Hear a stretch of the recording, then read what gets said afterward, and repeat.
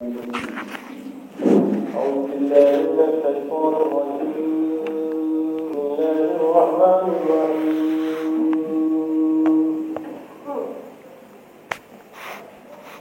وقال الذين كفروا ربنا أرنا الذين ضلانا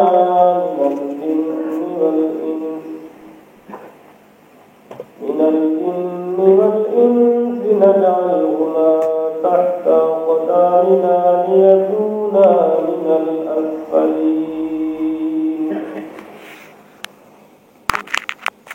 إن الذين قالوا ربنا الله ثم استقاموا تتنزل عليهم الملائكة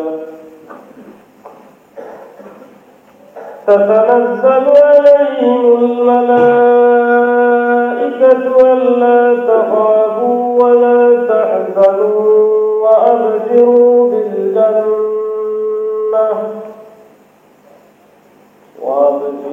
بالجنة التي كنتم توعدون. نحن أولياؤكم في الحياة الدنيا وفي الآخرة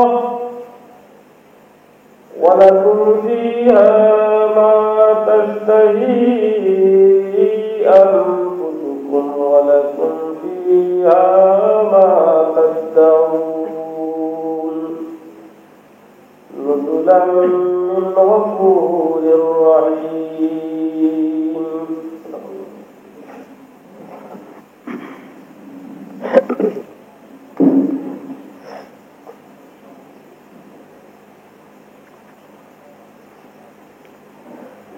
نحمده ونستعينه ونستغفره ونعوذ بالله من شرور أنفسنا ومن سيئات أعمالنا. ونعوذ بالله من شرور أنفسنا ومن سيئات أعمالنا. ونعوذ بالله من شرور أنفسنا ومن سيئات أعمالنا. من يهده الله فلا مضل له ومن يضلله فلا هادي له. وأشهد أن لا إله إلا الله وحده لا شريك له. وأشهد أن سيدنا ونبينا وحبيبنا وشفيعنا وسندنا ووسيلتنا ومولانا محمدا عبده ورسوله أرسله بالحق بشيرا ونذيرا وداعيا إلى الله بإذنه وسراجا منيرا. أما بعد فقد قال الله تعالى في كتابه القديم: أعوذ بالله من الشيطان الرجيم. بسم الله الرحمن الرحيم. لقد جاءكم رسول من أنفسكم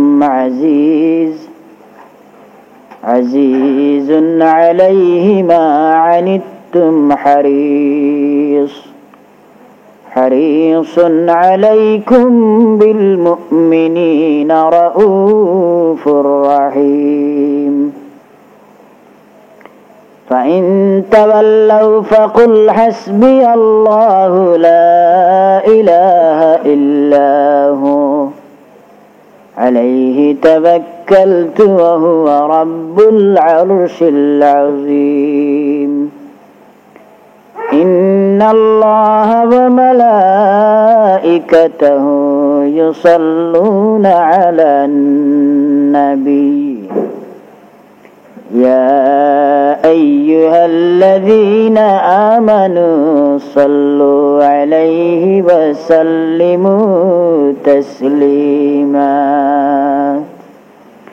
محبت खरिया दिलर मायाए अल्लाहर हबीब सरदार दो जहान मुहम्मदुर रसूलुल्लाह सल्लल्लाहु अलैहि वसल्लमेर दरबारे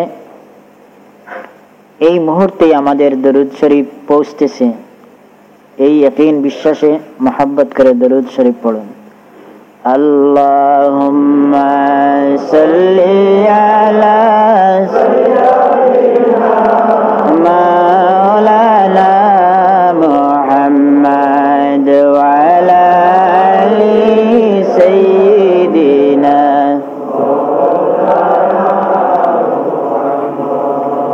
اللهم صل على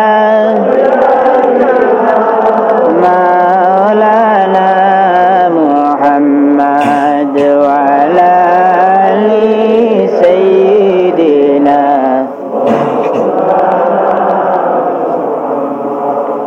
اللهم صل على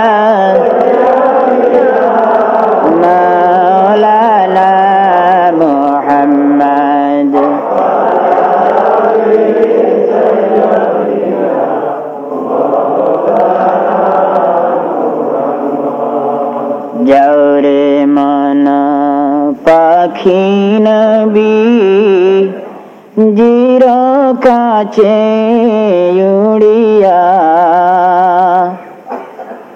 कदम बुसी दिया मुदेर ताहर चरण दरिया अल्लाहुम्मा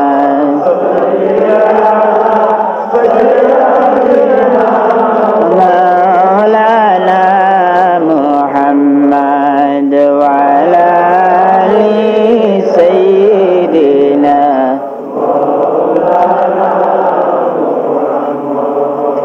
तख्त जदी दाना फोन नंबर 012658690 मदीनाए তুমি যাও হে প্রাণ পাখি নূর নবীজির পাক রোজায় আল্লাহুম্মা সাইয়্যিদিনা মাওলানা মুহাম্মদ ওয়া আলা আলি সাইয়্যিদিনা মাওলানা কইও গিয়ে তাহার কাছে দুঃখ গাতা কাহিনী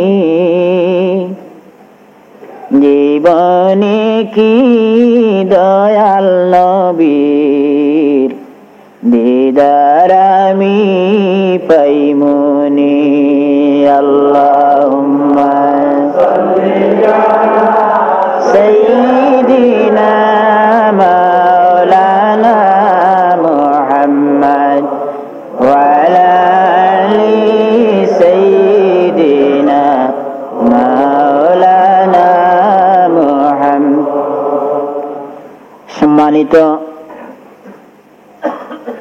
মুসল্লিবৃন্দ মহান আল্লাহ পাক রব্বুল আলামিনের লাখো করোড় শুকরিয়া যিনি আমাদেরকে আহলে বাইত খানদান রাসূল হযরত ইমাম হাসান হুসাইন রাদিয়াল্লাহু তাআলা আনহুমার মহব্বত ও ভালোবাসা দেখানোর উদ্দেশ্যে এই মাহফিলে হাজির হওয়ার তৌফিক দিয়েছেন। আমাদের এই হাজিরিকে মহান আল্লাহ কবুল করুন, বলেন সবাই আমিন। কেননা আল্লাহ পাক রব্বুল আলামিনের বন্দেগীর হক পরিপূর্ণ আদায় করা দুনিয়ার কোনো মানুষ জাতির জন্য সম্ভব নয়।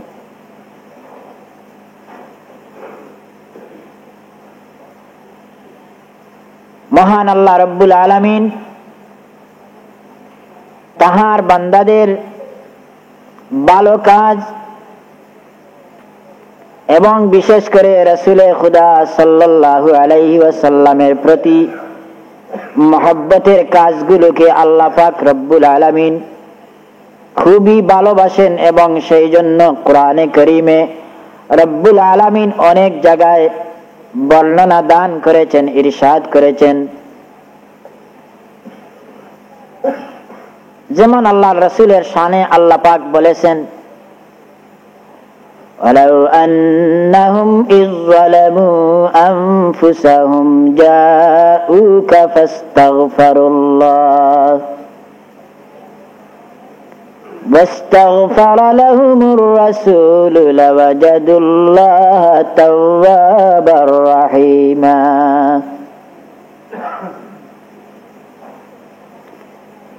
সমস্ত বিশ্ববাসীকে আল্লাহ রাব্বুল আলামিন অবহিত করেছেন, জানিয়ে দিয়েছেন যে হে পৃথিবীর মানুষ, গুনাহ করে দোষী সাব্যস্ত হয়ে পাপ রাশিতে তোমাদের জীবন পরিপূর্ণ হওয়ার পর যদি আমার নবী দুজাহানের সরদার হযরতে মুহাম্মদুর রাসূলুল্লাহ সাল্লাল্লাহু আলাইহি ওয়াসাল্লামের শাহী দরবারে এসে পৌঁছতে পারো, আমার রাসূলের দরবারে হাজিরি দিয়ে রাসূলকে সালাম পৌঁছায় রাসূলের ওসিলা নিয়ে আমি মুনিবের দরবারে যদি তোমরা তওবা করো, আমি মহান আল্লাহ রব্বুল আলামিন তোমাদের সমস্ত জীবনের গুনাহকে রাসূলের ওসিলায় মাফ করে দেব।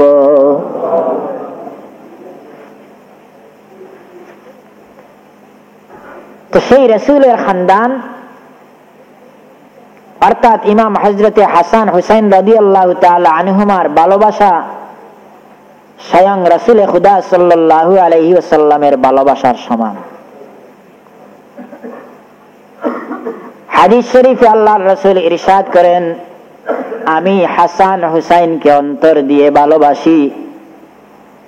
ইমাম হাসান হুসাইনকে যারা অন্তর দিয়ে ভালোবাসলো তারা আমার ভালোবাসা লাভ করলো, আর আমার ভালোবাসা যারা লাভ করেছে মহান আল্লাহ রাব্বুল আলামিন তাদেরকে বেহেশতে অবশ্যই পৌঁছাইবেন। তো আমাদের এই মহব্বত দেখানো শুধু অন্তর দিয়ে নয়, কাজেও। হযরতে ইমাম হুসাইন রাদিয়াল্লাহু তাআলা আনহু একমাত্র হযরতে জয়নাল আবেদিন ব্যতীত সপরিবারে কারবালার প্রান্তরে শাহাদাত বরণ করেছেন, কিন্তু অন্যায়ের কাছে মাথা নত করেন নাই।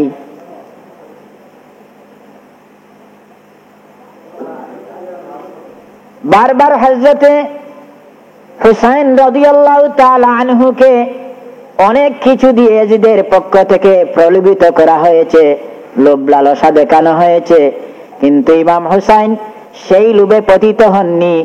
সত্যের পথে থাকার জন্য পৃথিবীর মানুষ জাতিকে, দুনিয়ার মুমিনদেরকে দেখিয়ে দেওয়ার জন্য, সত্যকে প্রতিষ্ঠিত করার জন্য শাহাদাত বরণ করেছেন, লোভ লালসায় পতিত হন নাই। আপনারা শুনেছেন অনেক লম্বা কথা। হযরতে মুআবিয়া রাদিয়াল্লাহু তাআলা আনহু তাহার জীবদ্দশায় ইয়াজিদকে কেমন করে বাদশা করা যায় সেই চেষ্টা তিনি করলেন। অবশ্য ইয়াজিদকে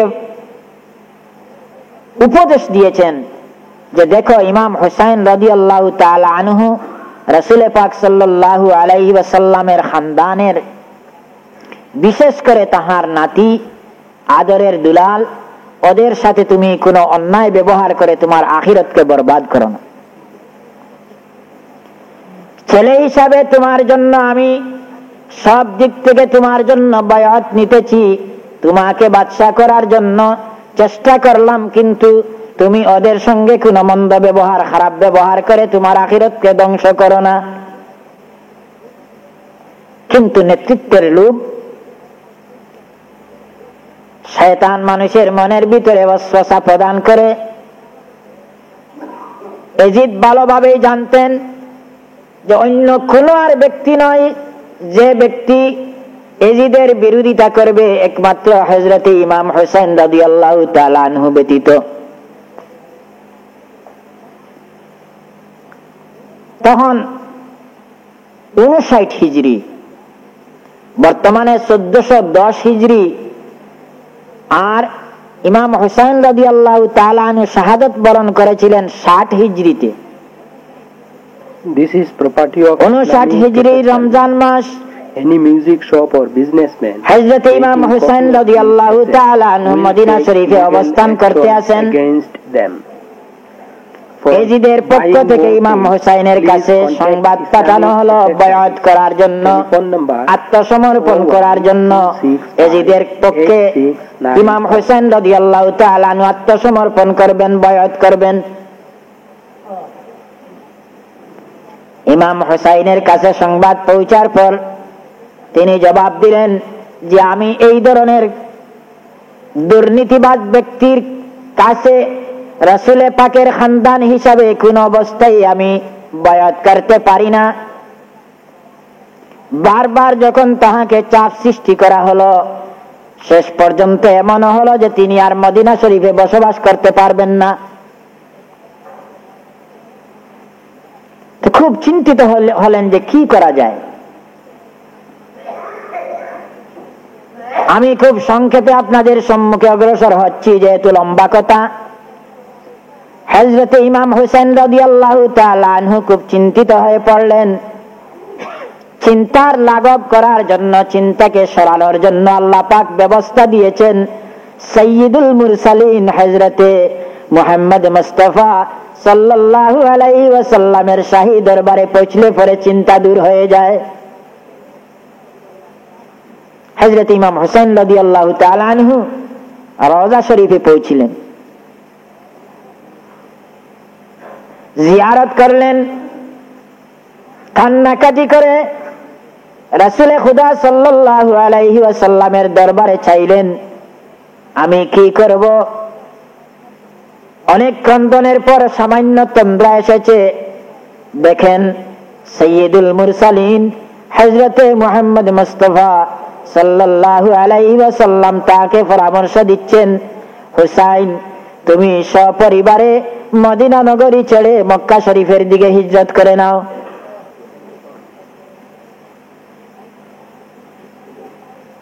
হযরত ইমাম হোসেন রাদিয়াল্লাহু তাআলা আনহু সিদ্ধান্ত করলেন, স্বপ্ন দেখে তাহার মন দৃঢ় হয়ে গেল। তিনি সিদ্ধান্ত নিলেন মক্কা শরীফের দিকে রওনা দিবেন। বাংলাতে অনেক ধরনের গজল ছোটবেলায় আমার মনে পড়ে ইমাম হোসেন রাদিয়াল্লাহু তাআলা আনহু সম্পর্কে। মদিনা শরীফ থেকে যখন রওনা দেন, ইমাম হুসাইনের শানে বাংলাতে গজল লেখা হয়েছে। আখেরি সালাম লো ওহে নানা জান, তোমারি হুসাইন যায় কারবালার ময়দান। কারবালার ময়দানে গিয়ে দিব গলা খাটাইয়ে, আর না আসিব ফিরে ওহে নানা জান। আর না আসিব ফিরে ওহে নানা জান, তোমার হুসেন যায় কারবালার ময়দান। আল্লাহর রাসূলের দরবার থেকে হযরত ইমাম হোসেন রাদিয়াল্লাহু তাআলা আনহু সালাম দিয়ে শেষ বিদায় নিলেন। মক্কা শরীফে পৌঁছার পর সেখানে প্রবীণ কিছু সংখ্যক সাহাবায়ে কেরামরা ছিলেন।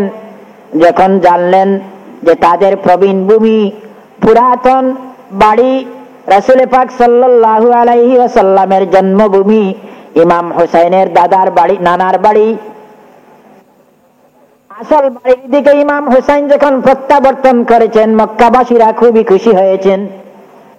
হযরত ইমাম হুসাইন রাদিয়াল্লাহু তাআলা আনহুকে আলিঙ্গন করে ইস্তেকবাল করে কংগ্রেচুলেশন করে অনেক দূর থেকে তারা ইস্তেকবাল করে ওনাকে নিয়ে এসেছেন এবং মক্কা শরীফে তখনকার সময়ে তাকে ইমাম করেছেন, খুব সম্মান দিয়েছেন মক্কা শরীফের লোকেরা। এমনি সময়ে মক্কা শরীফের অবস্থানের সময়ে কুফা থেকে,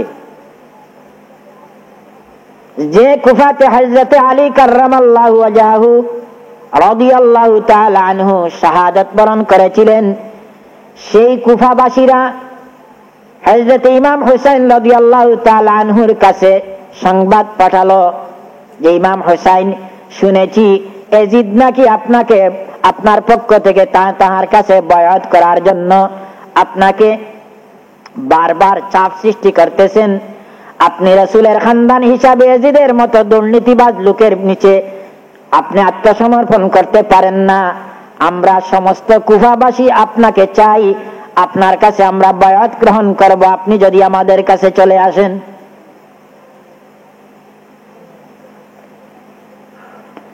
হযরত ইমাম হুসাইনের জন্য কুফা ব্যতীত আরব জমিনের ভিতরে দ্বিতীয় কোন স্থান ছিল না যারা হযরত হুসাইন রাদিয়াল্লাহু তাআলা আনহুকে ভালোভাবে সুযোগ এবং সাহায্য করবে।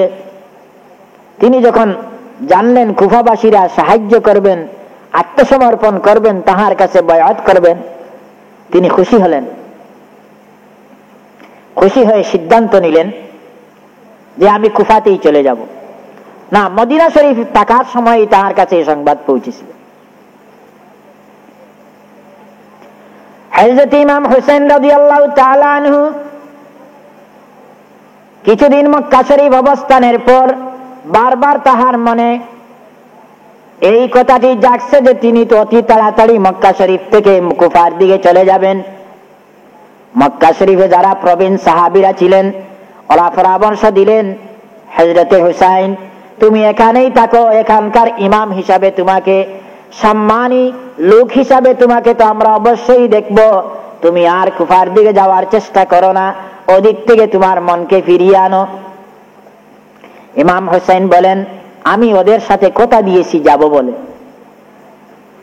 ওয়াদা করে ফেলেছি, আমি অবশ্যই যাইতে হবে। মক্কা শরীফের প্রবীণ সাহাবীরা পরামর্শ দিলেন ঠিক আছে, আপনি যাওয়ার পূর্বে ওদের পরীক্ষার জন্য একটি কাজ করেন, আপনার ঘনিষ্ঠ কোনো লোককে ওখানে পাঠিয়ে দেন, যদি দেখা যায় কুফার লোকেরা আপনার পক্ষে উনার কাছে বায়াত করতেছে তো আপনি পরে চলে যাবেন। তখন হযরত ইমাম হুসাইন রাদিয়াল্লাহু তাআলা আনহু সিদ্ধান্ত নিলেন মুসলিম ইবনে উকাইল রাদিয়াল্লাহু তাআলা আনহু সম্পর্কে তাহার চাচাতো ভাই, সেই মুসলিম ইবনে উকাইল রাদিয়াল্লাহু তাআলা আনহুকে কুফায় প্রেরণ করলেন। কুফাতে পৌঁছে মুসলিম ইবনে উকাইল রাদিয়াল্লাহু তাআলা আনহু হযরত ইমাম হুসাইন রাদিয়াল্লাহু তাআলা আনহুর পক্ষ থেকে যখন বললেন যে ইমাম হুসাইন আমাকে পাঠিয়েছেন, সমস্ত কুফার লোকেরা সমবেত হলো, হযরত মুসলিম ইবনে উকাইল রাদিয়াল্লাহু তাআলা আনহুর হাত মুবারকে বায়াত গ্রহণ করলো ইমাম হুসাইনের পক্ষে। তিনি খুব খুশি হলেন, খুশি হয়ে সংবাদ পাঠিয়ে দিলেন ইমাম হুসাইনের কাছে যে কুফার সমস্ত লোক আপনার পক্ষে, আপনাকে খলিফা মেনে, আপনাকে আমিরুল মুমিনিন মেনে বায়াত গ্রহণ করেছে আমার হাতে, আপনি অতি তাড়াতাড়ি কুফাতে চলে আসেন। ইমাম হুসাইনের কাছে সংবাদ পৌঁছে গেছে। হযরত ইমাম হুসাইন রাদিয়াল্লাহু তাআলা আনহু আর দেরি না করে তাড়াতাড়ি সপরিবারে রওনা দিলেন।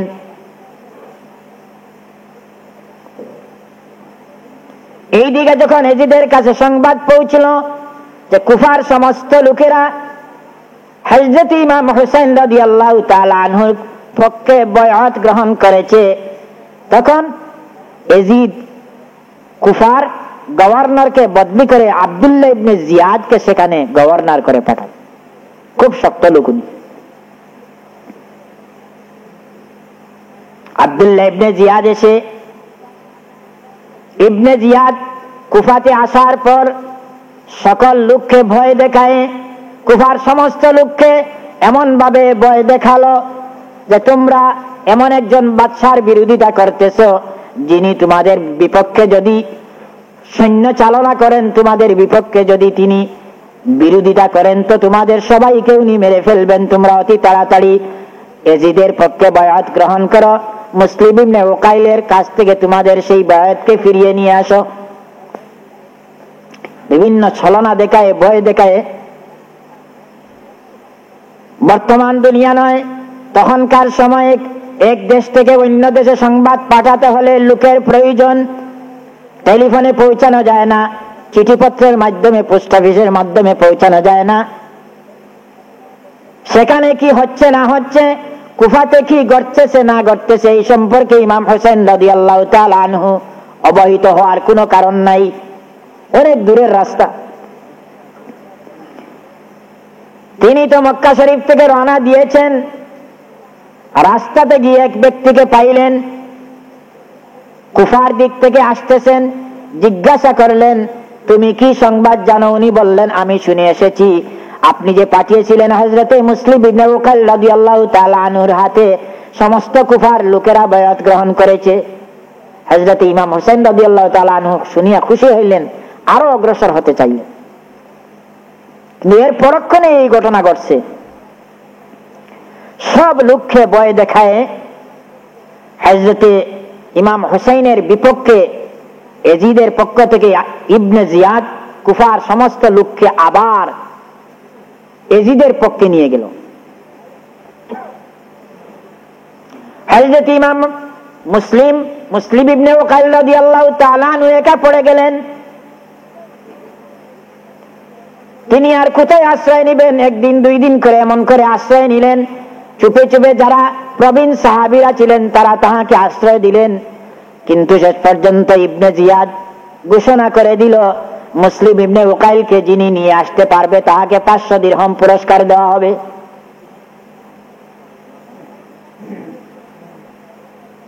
তখনকার সময় একজন দিনদার রমণী, একজন মহিলা আহলে বাইত হিসাবে, রাসূলের খানদানের লোক হিসাবে মুসলিম ইবনে উকাইল রাদিয়াল্লাহু তাআলা আনহুকে তাহার ঘরে নিয়ে আশ্রয় দিলেন।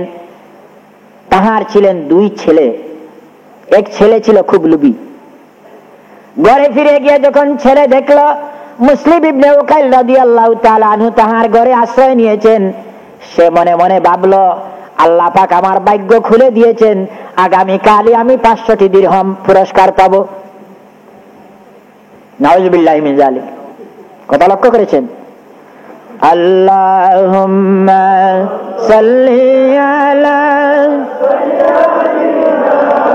মাওলানা মুহাম্মাদ ওয়া আলা আলি সাইয়্যিদিনা মাওলানা মুহাম্মাদ।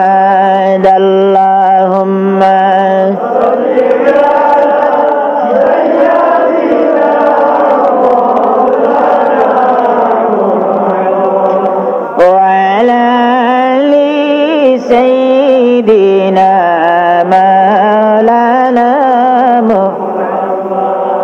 পয়দা হয় শিশু নবী কিসের নামাজ পড়িলেন, দুহাত তুলে খোদার দরগায় কি মুনাজাত করিলেন।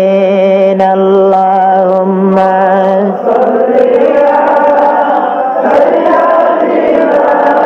মাওলানা মুহাম্মাদ ওয়া আলা আলি সাইয়্যিদিনা।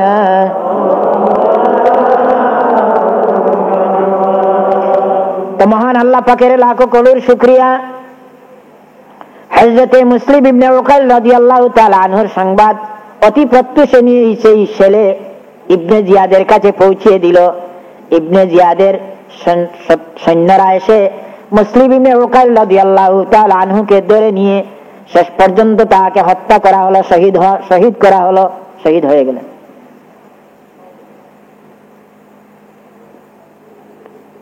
তারপর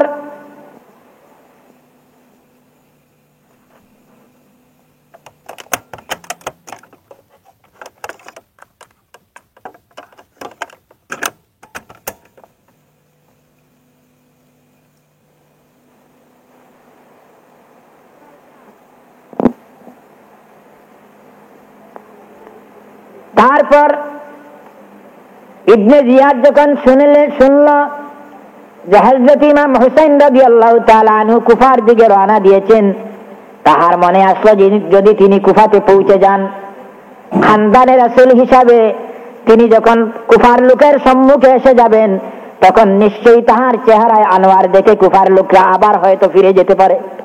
লক্ষ্য করেছেন? মানুষের চেহারার ভিতরে আল্লাহ পাক একটি রোশনি দান করেছেন, সবাইকে সমান রোশনি দান করেননি। কোন কোন লোককে আল্লাহ এমন রোশনি দিয়েছেন, তার বিরুদ্ধে লোক অনেক কথাবার্তা বলে, কিন্তু সে সামনে পড়লে সে বাধ্য হয়ে যায়, ঠিক না? মানুষের চেহারাতে আল্লাহ একটি প্রভাব দিয়েছেন, আরবিতে যাহাকে বলা হয় রূব, প্রভাব। সেই প্রভাবান্বিত ব্যক্তি কোন লোকের সম্মুখে পড়লে পরে তার বাক রুদ্ধ হয়ে যায়, সে কথা বলতে পারে না, যদিও তার পিছনে বিরোধিতা করে, কিন্তু সম্মুখে পড়লে পরে সে বাধ্য হয়ে যায়। ওহা আল্লাহর একটি দান। হযরত ইমাম হুসাইন রাদিয়াল্লাহু তাআলা আনহু যদি কুফাতে পৌঁছে যান, তাহলে কুফার লোকেরা হয়তো পুনরায় আবার বাধ্য হয়ে যাবে। সেই বয়ে ইবনে জিয়াদ হযরত হুর রাদিয়াল্লাহু তাআলা আনহু কে সেনাপতি করে পাঠিয়ে দিল যে রাস্তাতে তাহাকে আটকানোর জন্য। হযরত ইমাম হুসাইন রাদিয়াল্লাহু তাআলা আনহু চলেছেন, স্থানটির নাম আমার মনে নাই, ভুলে গেছি। হুরও সেই স্থানে গিয়ে পৌঁছেছেন। ইমাম হুসাইন রাদিয়াল্লাহু তাআলা আনহু রাতের বেলা এখানে পৌঁছেছেন। অনেক রাস্তা চলার পর শিবির স্থাপন করেছেন। রাত চলে গেছে, ভোরবেলা দূর থেকে দেখা যায় অন্য একটি শিবির রয়েছে। অগ্রসর হয়ে দেখেন সেখানে অনেক লোক। ইমাম হুসাইন রাদিয়াল্লাহু তাআলা আনহুর সঙ্গে হুরের পক্ষ থেকে মোলাকাত হলো। দেখা সাক্ষাৎ হওয়ার পর হুর বললেন, ইমাম হুসাইন রাদিয়াল্লাহু তাআলা আনহু, আমি বাধ্য হয়ে এসেছি আপনাকে আটকানোর জন্য, কিন্তু আপনি খানদানে রাসূলের সঙ্গে আমি বেয়াদবি করতে চাই না। আমাকে ফরমান জারি করা হয়েছে আপনাকে ধরে নিয়ে যাওয়ার জন্য, পাকড়িয়ে নিয়ে যাওয়ার জন্য, কিন্তু আমি আপনাকে পাকড়িয়ে নিয়ে যেতে চাই না। আমি চাই আপনি হয়তো সন্তোষের সহিত এখান থেকে মদিনা শরীফ আবার ফিরে যান, বা আপনার যা মনে চায়, অথবা কুফায় যেতে যদি চান, যেতে কুফায় যাওয়ার জন্য যদি আপনার মন হয় যেতে চান, যেতে পারেন, কিন্তু আমি আপনার সঙ্গে কোনো বেয়াদবি করব না। তবে আমি আপনাকে পরামর্শ দিচ্ছি, যেহেতু আমারও প্রাণ রক্ষা করতে হবে, আপনি পরামর্শ করে চিন্তা করে রাতের গভীর অন্ধকারে এমন করে রওনা দিবেন যাতে করে আমার সৈন্যরা যখন ঘুমিয়ে পড়ে। লক্ষ্য করেছেন? একটা সুপরামর্শ দিলেন। হুর ইমাম হুসাইন রাদিয়াল্লাহু তাআলা আনহুকে পরামর্শ দিলেন যে আমার সৈন্যরা যখন রাতের গভীর অন্ধকারে ঘুমিয়ে পড়বে, আপনি আপনার সপরিবারে চায় কুফায় যান অথবা মদিনা শরীফে ফিরে যান, যেখানে আপনার মনসা চলে যান, আমার প্রাণটি রক্ষা পাও, আমি যেন আপনার সঙ্গে কোনো বেয়াদবিতে উপনীত না হই এবং আমার আখিরের জন্য বরবাদ না হয়। কথা লক্ষ্য করেছেন? আল্লাহর রাসূল কেন, আল্লাহর রাসূলের খানদানের যে কোনো একটি পিঁপড়ার সঙ্গে যদি কেউ বেয়াদবি করে, কোরআন শরীফে আল্লাহ বলেছেন, ইয়া আইয়ুহাল্লাযীনা আমানু লা তারফাউ আসওয়াতাকুম ফাওকা সাওতিন নবী ওয়া লা তাজহারু লাহু বিল কওলি কাজারি বা'দিকুম লিবা'দিকুম বা'দা আন তাহবাতা আমালুকুম। আল্লাহর হাবিবের শানে, আল্লাহর হাবিবের খানদানের সাথে মামুলি ধরনের কোন বেয়াদবি যদি কেউ করে, কোরআন শরীফে আল্লাহ বলতেছেন তার আখিরাতের সম্পূর্ণ জিন্দেগি বরবাদ হয়ে যাবে। হুর চাইলেন যে তাহার জীবনে কোন কলুষ মুক্ত জীবন থাকুক, তিনি পরামর্শ দিলেন। ইমাম হুসাইন রাদিয়াল্লাহু তাআলা আনহু সেই পরামর্শ শুনলেন। পরামর্শ শোনার পর রাতের গভীর অন্ধকারে আল্লাহ যাহা করাইবেন তাহা হবেই। যাহাকে ঠিক করলেন রাস্তা দেখিয়ে আবার মদিনা শরীফের দিকে ফিরত আসার জন্য, সারা রাত ভরে তিনি হাঁটলেন। সারা রাত ভরে তারা চলার পর শেষ পর্যন্ত ভোর হয়ে গেল। একটি স্থানে গিয়ে শিবির স্থাপন করলেন পরিশ্রান্ত হয়ে। দূর থেকে দেখা যায় আরো কিছু লোক।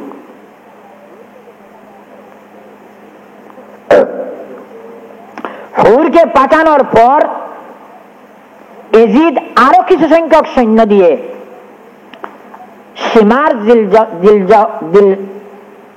সিমার এবং আম্র নামক দুই ব্যক্তিকে প্রদান করে আরো কিছু সংখ্যক সৈন্য দিয়ে হুরের সাহায্যের জন্য এজিদ ইবনে জিয়াদ পাঠাইছিলেন। এবং ওরা যে স্থানে গিয়ে শিবির স্থাপন করেছিল সেই স্থানটির নাম ছিল কারবালা। ফুরাত নদীর তীরবর্তী স্থানে যেখানে পানি সুবিধা মতো পাওয়া যায় সেই স্থান জুড়ে তারা শিবির স্থাপন করলো। হযরত ইমাম হোসেন রাদিয়াল্লাহু তাআলা আনহু ভোরবেলা যখন সেই স্থানে গিয়ে পৌঁছিলেন, সারা রাত পরিশ্রান্ত হওয়ার পর শিবির স্থাপন করলেন। তারপরে এক ব্যক্তিকে নাগাল পেয়ে জিজ্ঞাসা করলেন, এই স্থানটির নাম কি? লোকটি বলল অন্য একটি নাম, আর সাধারণত লোকে ওই স্থানকে কারবালা বলে। হযরত ইমাম হোসেন রাদিয়াল্লাহু তাআলা আনহু নামটি শুনেই কেঁদে ফেললেন। স্মরণ হয়ে গেল যে আমার নানাজান ভবিষ্যৎবাণী করেছিলেন যে আমার খানদানের রক্ত কারবালার প্রান্তর থেকে ফুটি দিয়ে মাটির সঙ্গে রক্ত মিশ্রিত হয়ে লোহিত বর্ণ ধারণ করবে। হযরত ইমাম হোসেন রাদিয়াল্লাহু তাআলা আনহু মনে মনে ভাবলেন, আর তিনি বুঝতে পারলেন যে আমি তো আমার আসল স্থানেই এসে পৌঁছেছি। শেষ পর্যন্ত শিবির স্থাপন করা হলো। সেই দিন ছিল মুহররমের 2 তারিখ। 60 হিজরির মুহররমের 2 তারিখে গিয়ে ইমাম হোসেন রাদিয়াল্লাহু তাআলা আনহু কারবালার প্রান্তরে শিবির স্থাপন করেছিলেন।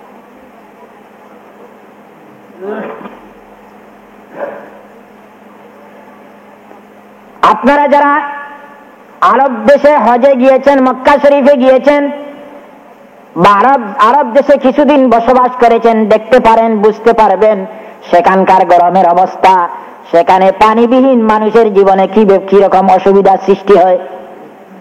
আমাদের পূর্বেকার যুগের লোকেরা যারা হজে গিয়েছিলেন, তারা যাওয়ার সময় পানি সাথে নিয়ে যাইতেন।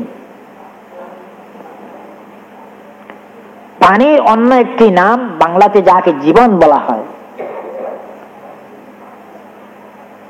তৃষ্ণার্ত পানির পিপাসা এমন একটি মহান কষ্টদায়ক, যে কষ্টকে লাঘব করার কারণে আল্লাহ পাক রব্বুল আলামিন বেশ্যা ব্যক্তিকেও বেহেশতে পৌঁছে দিলেন।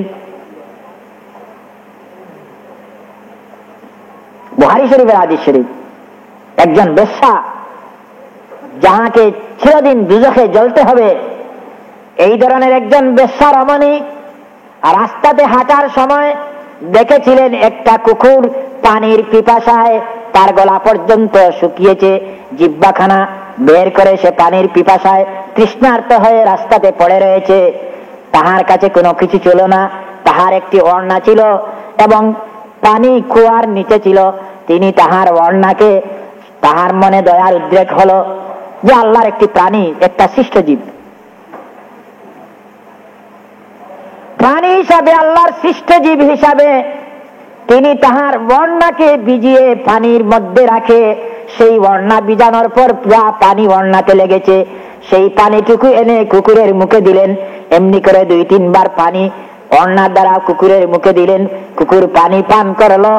এই যে বেশ্যা রমণী, যিনি জিনাকারী ছিলেন, দুজখের জন্য তাহার সার্টিফিকেট ঠিক করা হয়েছে। মহান আল্লাহ রব্বুল আলামিনের একটি নিকৃষ্ট প্রাণী কুকুর। আল্লাহর জমিনে আল্লাহ পাক যত প্রাণীকে সৃষ্টি করেছেন, এর মধ্যে নিকৃষ্ট প্রাণী হলো কুকুর। কথা লক্ষ্য করেছেন? কুকুরের আওয়াজ শুনলে পরে ফেরেশতারা আসেন না। এই জন্য বিনা প্রয়োজনে কুকুর যদি আপনি লালন পালন করেন, তা আপনার আমল থেকে প্রতিদিন 2টি মিসকাল, অর্থাৎ উহুদের পাহাড়ের সমান 2টি সওয়াব আপনার আমল থেকে কমতে থাকবে। তা আপনি বলেন, কয়টি আপনি উহুদের পাহাড়ের মতো কয়টি রুজ কামাই করতেছেন? কথা লক্ষ্য করেছেন? তো সেই কুকুরের মতো নিকৃষ্ট প্রাণীকে বাঁচানোর জন্য, দয়া দেখানোর জন্য যিনি যে পানি দিয়েছিলেন, আল্লাহ পাক রব্বুল আলামিনের কাছে তাহার এই ব্যবহারটুকু এত ভালো লাগলো, আল্লাহ রব্বুল আলামিন সেই পাপিষ্ঠ, সেই জিনাকারিনী রমণীকে তাহার জীবনের সম্পূর্ণ গুনাহ আল্লাহ পাক মাফ করে দিলেন। আল্লাহুম্মা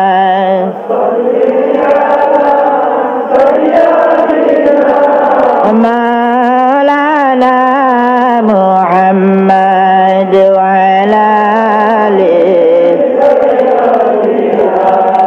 মাওলানা মুহাম্মদ।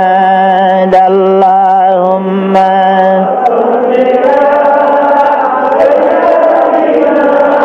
মাওলানা মুহাম্মদ ওয়া আলা আলিহি।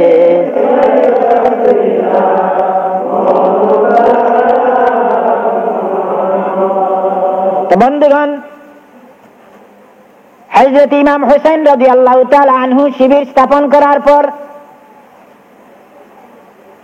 এখন সবচেয়ে যে অভাব দেখা দিয়েছে, সেই অভাবটি হলো পানির অভাব। মক্কা শরীফ থেকে রওনা করে এত দীর্ঘদিন চলার পর রাস্তাতে সব পানি শেষ হয়ে গিয়েছে। এখন শিবির স্থাপন করেছেন, পানির অভাব, পানি নেই।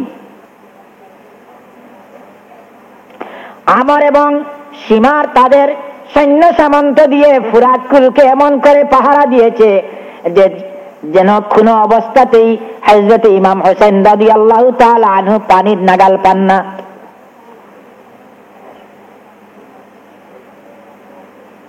ইমাম হুসাইনের পক্ষে এক ব্যক্তি ছিলেন যাহার নাম ছিল হামদানি। ঐতিহাসিক কথা অনেক লম্বা, শুধু আমি সংক্ষেপে একটু ইশারা দিয়ে যাচ্ছি। হামদানি যখন দেখলেন পানি পাওয়ার অভাবে ইমাম হুসাইনের পরিবারের লোকেরা পানির পিপাসায় মারা যাবেন, তিনি তখন আমরের কাছে গেলেন, কোনো সালাম করেন নাই। আমর সেনাপতি ইবনে জিয়াদের পক্ষে আমর সেনাপতির কাছে হামদানি গেলেন, কোনো সালাম নেই। আমর বলল, কি হামদানি, তুমি কি আমাদেরকে মুসলমান মনে করো না? তুমি আসলে একটি সালামও দাও নাই। হামদানি বলেন, হে আমর, তোমাদেরকে মুসলমান কেমন করে আমি মনে করব? তুমি কি জানো কাল কিয়ামতের ময়দানে আল্লাহ পাক রব্বুল আলামিন রাসূল পাক সাল্লাল্লাহু আলাইহি ওয়াসাল্লামের নাতি, উভয় নাতিকে ইমাম হাসান হুসাইনকে সমস্ত বেহেশতি যুবকদের সরদার করে দিবেন। আল্লাহ পাক তার রাসূলকে যে কাউসার দান করেছেন, ইন্না আ'তাইনাকাল কাউসার, কাউসার নামক বেহেশতের সুগন্ধি, দুধের চেয়ে সাদা, মধুর চেয়ে মিষ্ট বেহেশতের পানি, বেহেশতি শরবত আল্লাহ পাক যে উম্মতে মুহাম্মদীকে দান করেছেন, সেই বেহেশতের সেই আবে কাউসারের পানি ইমাম হুসাইন, ইমাম হাসান রাদিয়াল্লাহু তাআলা আনহুমা তাদের হাত দিয়ে তৃষ্ণার্ত উম্মতদেরকে পান করাবেন। সেই ইমাম হুসাইন কিয়ামতের ময়দানে তৃষ্ণার্ত মানুষদেরকে যে যিনি পানি পান করাবেন, যাদের হাত ছাড়া পানি পাওয়ার সুযোগ নাই, সেই পরিবারকে তোমরা পানি বিহনে মারতে আছো, তোমাকে সালাম দেওয়ার কি প্রয়োজন? তুমি তো মুসলমান বলে মনে হচ্ছে না।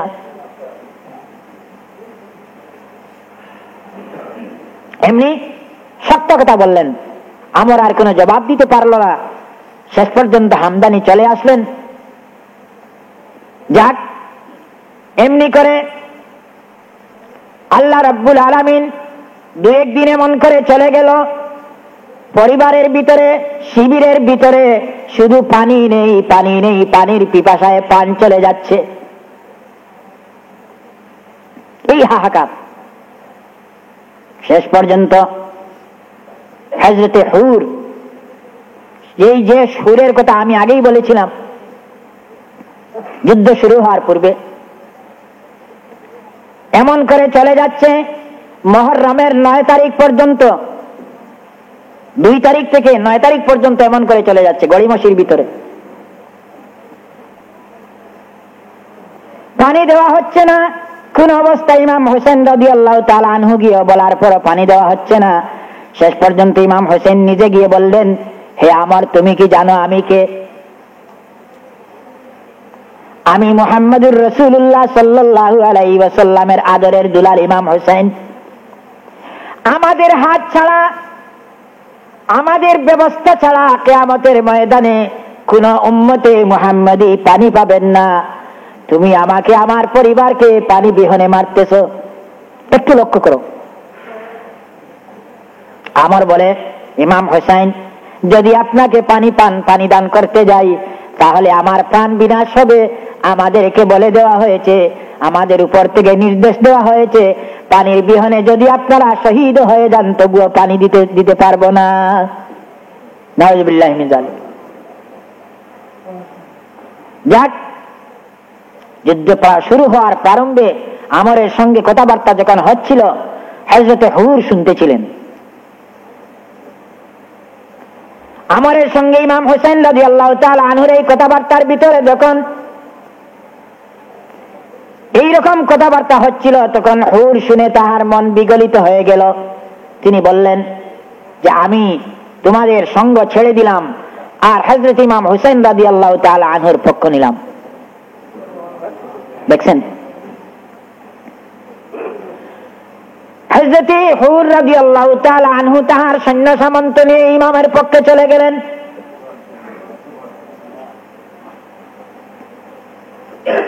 শেষ পর্যন্ত যুদ্ধ বেঁধে গেল। তখনকার সময়ের যুদ্ধ ছিল আপনার মানে শত্রুর পক্ষ থেকে একজন আসবেন আর উভয় পক্ষ থেকে 2 জন এক একজন করে মল্লযুদ্ধ। এই ধরনের তখনকার যুগের প্রথা ছিল যে একজন একজন করে আসবেন। হযরত হুর রাদিয়াল্লাহু তাআলা আনহু তাহার সৈন্য সামন্ত নিয়ে এক একজন করে এই ইবনে জিয়াদের সৈন্যদের সাথে মোকাবেলাতে গেলেন। এমনি করে মোকাবিলা হতে থাকলো, একজনের পর একজন। অনেককে ধ্বংস করার পর, অনেককে জমে পৌঁছানোর পর হযরত হুর রাদিয়াল্লাহু তাআলা আনহু শহীদ হয়ে গেলেন, শাহাদাতের পানি পান করে নিলেন। এমনি করে তাহার যত সৈন্য সামন্ত ছিল, তাহার সঙ্গীরা ছিল, সবাই এক একজন করে শাহাদাতের পানি পান করলেন। হুর শহীদ হওয়ার পর, তাহার সৈন্য সামন্ত শহীদ হওয়ার পর, এখন হযরত ইমাম হোসেন রাদিয়াল্লাহু তাআলা আনহু তৈরি হয়েছেন তাদের সঙ্গে যুদ্ধে যাওয়ার জন্য।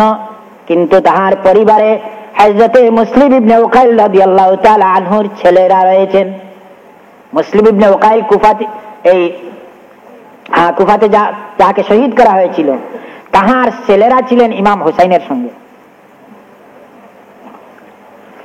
হযরত ইমাম হুসাইন রাদিয়াল্লাহু তাআলা আনহু যখন তৈরি হতে যাচ্ছেন, তাহারা বললেন, চাচা যান, আপনারা আমাদের জীবন বেঁচে থাকবো আর আপনি শহীদ হয়ে যাবেন, তা হতে পারে না। আমাদের শাহাদাত বরণ করার পর যদি আর কেউ দুনিয়াতে না থাকে, তখন আপনি তাদের সঙ্গে যুদ্ধ করতে যাবেন, আমাদের প্রাণ উৎসর্গ করে দেওয়ার পর আপনার অবস্থা দেখা যাবে। কোন অবস্থায় তাকে তাহারা যাইতে দিলেন না। সাল্লাল্লাহু আলাইহি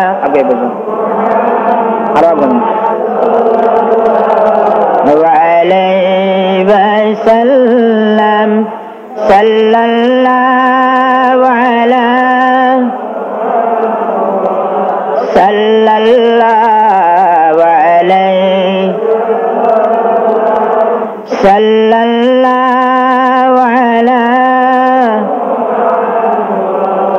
সাল্লাল্লাহু আলাইহি।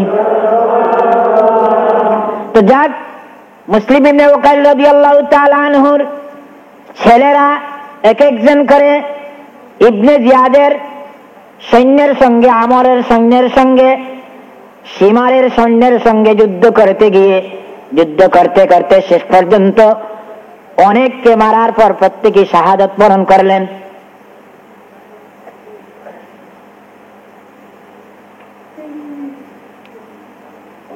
এমনি করে 10 তারিখ চলে আসলো, মুহররমের 10 তারিখ জুমার নামাজ। জুমার নামাজের সময় পৌঁছেছে। ইমাম হুসাইন রাদিয়াল্লাহু তাআলা আনহু জুমার নামাজ আদায় করতে পারেন নাই, জোহরের নামাজ পড়লেন। জোহরের নামাজের সময় তিনি যখন পিছনের দিকে তাকায় দেখেন, এর আগে তো ভালো করে দেখতে পারেন নাই, তাহার পরিবারের অনেক লোকই শহীদ হয়ে গিয়েছেন। গোটা কয়েকজন লোক রয়েছে। এখন আসলো হযরতে কাসিম, ইমাম হাসান রাদিয়াল্লাহু তাআলা আনহুর ছেলে হযরতে কাসিম।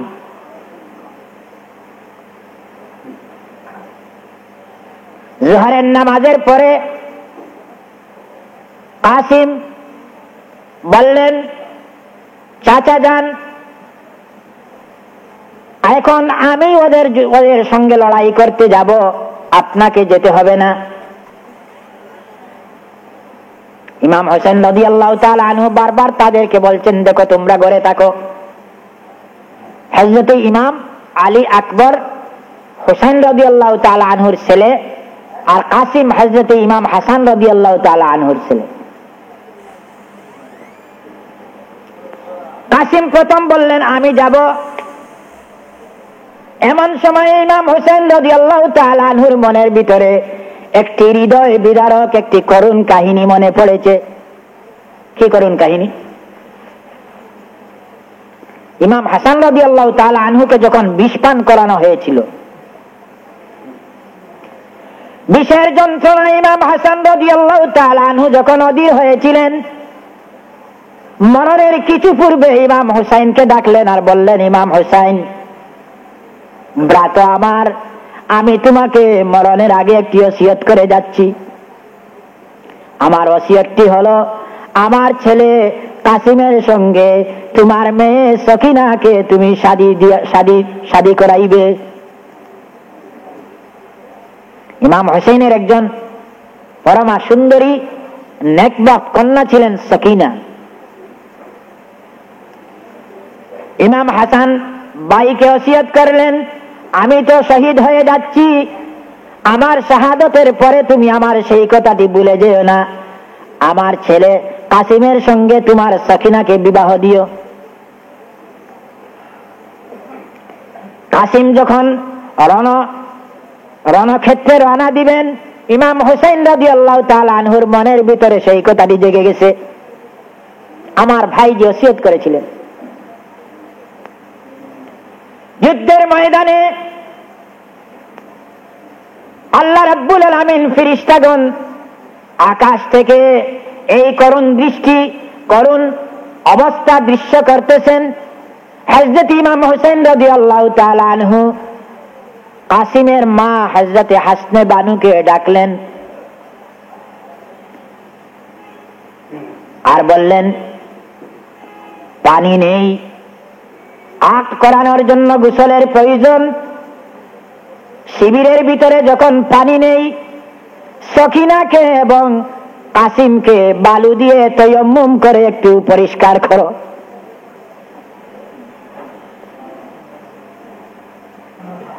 কাসিমকে এবং সকিনাকে তায়াম্মুম করায় একটু পরিষ্কার করে দাও, সাফ করে দাও, পানি যখন নেই।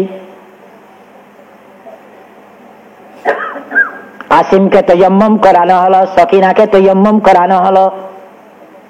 তায়াম্মুম করানোর পর সবাইকে ডাকলেন আর বললেন, দেখো আমার ভ্রাত ইমাম হাসান রাদিয়াল্লাহু তাআলা আনহু যে ওসিয়ত করে গিয়েছিলেন, আমার মনে পড়েছে সেই ওসিয়তের কথা। কাসিমকে যুদ্ধে যাওয়ার আগে সকিনার সাথে তাহাকে বিবাহ দিতে হবে। হযরত ইমাম হাসান হুসাইন রাদিয়াল্লাহু তাআলা আনহু কাসিমকে এবং সকিনাকে আকদ করায় দিলেন। আগ সম্পন্ন হয়ে যাওয়ার পর ঘরের ভিতরে ক্রন্দনের রোল পড়েছে। হযরত কাসিম রাদিয়াল্লাহু তাআলা আনহু তাহার মা হযরত হাসনে বানুকে কদমবুসি করলেন। ইমাম হুসাইন রাদিয়াল্লাহু তাআলা আনহুকে কদমবুসি করলেন, বললেন, চাচা যান, আপনার কাজ সম্পন্ন করেছেন, এখন আমাকে সুযোগ দেন। নানা যান, আমাদের অর্থাৎ রাসূল পাক সাল্লাল্লাহু আলাইহি ওয়াসাল্লাম শাহাদাতের কাউসারের পানি নিয়ে আমাদের জন্য অপেক্ষা করতেছেন। হযরত কাসিম রাদিয়াল্লাহু তাআলা আনহু হযরত ইমাম হুসাইন রাদিয়াল্লাহু তাআলা আনহুকে কদমবুসি করলেন, মায়ের কাছে বিদায় নিলেন। শুধু আত্মের সম্পন্ন সম্পর্ক হয়েছে, আর কোন সম্পর্ক হওয়ার সুযোগ নেই। সকিনা দূর থেকে চোখের পানি ছেড়ে স্বামীর দিকে তাকাচ্ছেন, কোনো কিছু বলার নাই। আল্লাহর দরবারে হাত তুলে বললেন, পরওয়ারদিগার, আমার স্বামীকে তোমার রাসূলের খানদানকে রক্ষা করার জন্য তোমার হাতে সুপুর্দ করে দিলাম। হযরত কাসিম রাদিয়াল্লাহু তাআলা আনহু চোখের ইশারায় সকিনাকে সান্ত্বনা দিলেন, হে সকিনা, তোমার মনে দুঃখ নিও না। এই পার্থিব, এই জগতের মিলামিশাটা শেষ মিলামিশা নয়। আল্লাহ পাক যদি আমাকে তোমাকে কিয়ামতের ময়দানে খানদানে রাসূলের ভিতরে রেখে মুহাম্মদুর রাসূলুল্লাহ সাল্লাল্লাহু আলাইহি ওয়াসাল্লামের সঙ্গী করেন, তাহলে তোমার সঙ্গে সেখানেই আমাদের মিল মহব্বত হবে। হযরত ইমাম কাসিম রাদিয়াল্লাহু তাআলা আনহু চলে গেলেন। অনেকক্ষণ যুদ্ধ করার পর, ইবনে জিয়াদের পক্ষ থেকে অনেক সৈন্যকে খতম করার পর শেষ পর্যন্ত আবার যখন হযরত ইমাম কাসিম রাদিয়াল্লাহু তাআলা আনহুর পিছনের দিক থেকে এক ব্যক্তি বর্ষা ছুড়ল। বর্ষা আমরা সিলেটি ভাষায় যাকে জাটা বলি। সেই বর্ষার আঘাতে ইমাম কাসিম রাদিয়াল্লাহু তাআলা আনহু বুলন্টিত হয়ে পড়লেন। হযরত ইমাম হুসাইন রাদিয়াল্লাহু তাআলা আনহুকে নিয়ে আসলেন, ঘরের ভিতরে নিয়ে আসার পর তিনি শহীদ হয়ে গেলেন।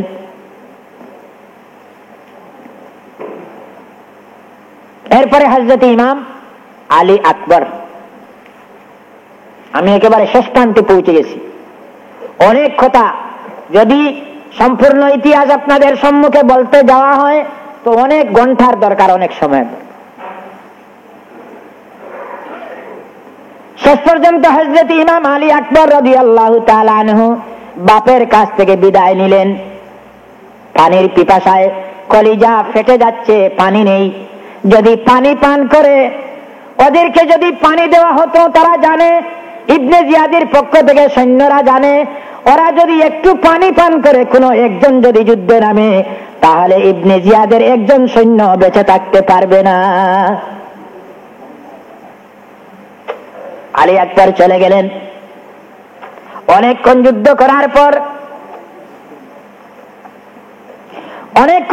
করার পর যখন পরিশ্রান্ত হয়েছেন, অনেককে মারার পর একেবারে পানির পিপাসায় জিহ্বা বের হয়ে এসেছে, বাসাতে ফিরে আসলেন, শিবিরে আসলেন।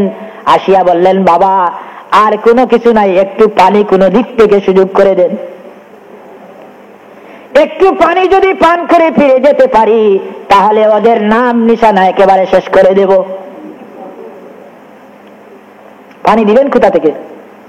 হযরত ইমাম হুসাইন রাদিয়াল্লাহু তাআলা আনহু তাহার জিহ্বা মুবারক বের করলেন, তাহার জিহ্বাখানা বের করলেন। জিহ্বা বের করে বলেন, আমার স্নেহের পুত্র, পানি তো দেওয়ার কোনো ব্যবস্থা আমার কাছে নাই, আমার এই শুকনা জিহ্বাটুকু বের করে দিলাম, তুমিও হাতে একটি লেহন দিয়ে তোমার যদি প্রাণে একটু শান্তি মিলে। পিতার জিহ্বায় হযরতে ইমাম আলী আকবর একটু লেহন দিলেন। শুকনা জিহ্বাতে কোনো কিছু নাই, যার তারপর মনের সন্তুষ্টি নিয়ে আবার যুদ্ধক্ষেত্রে চলে গেলেন। আবার যখন যুদ্ধক্ষেত্রে চলে গেলেন, অনেক বীর বিক্রমে যুদ্ধ করে অনেককে মারার পর শেষ পর্যন্ত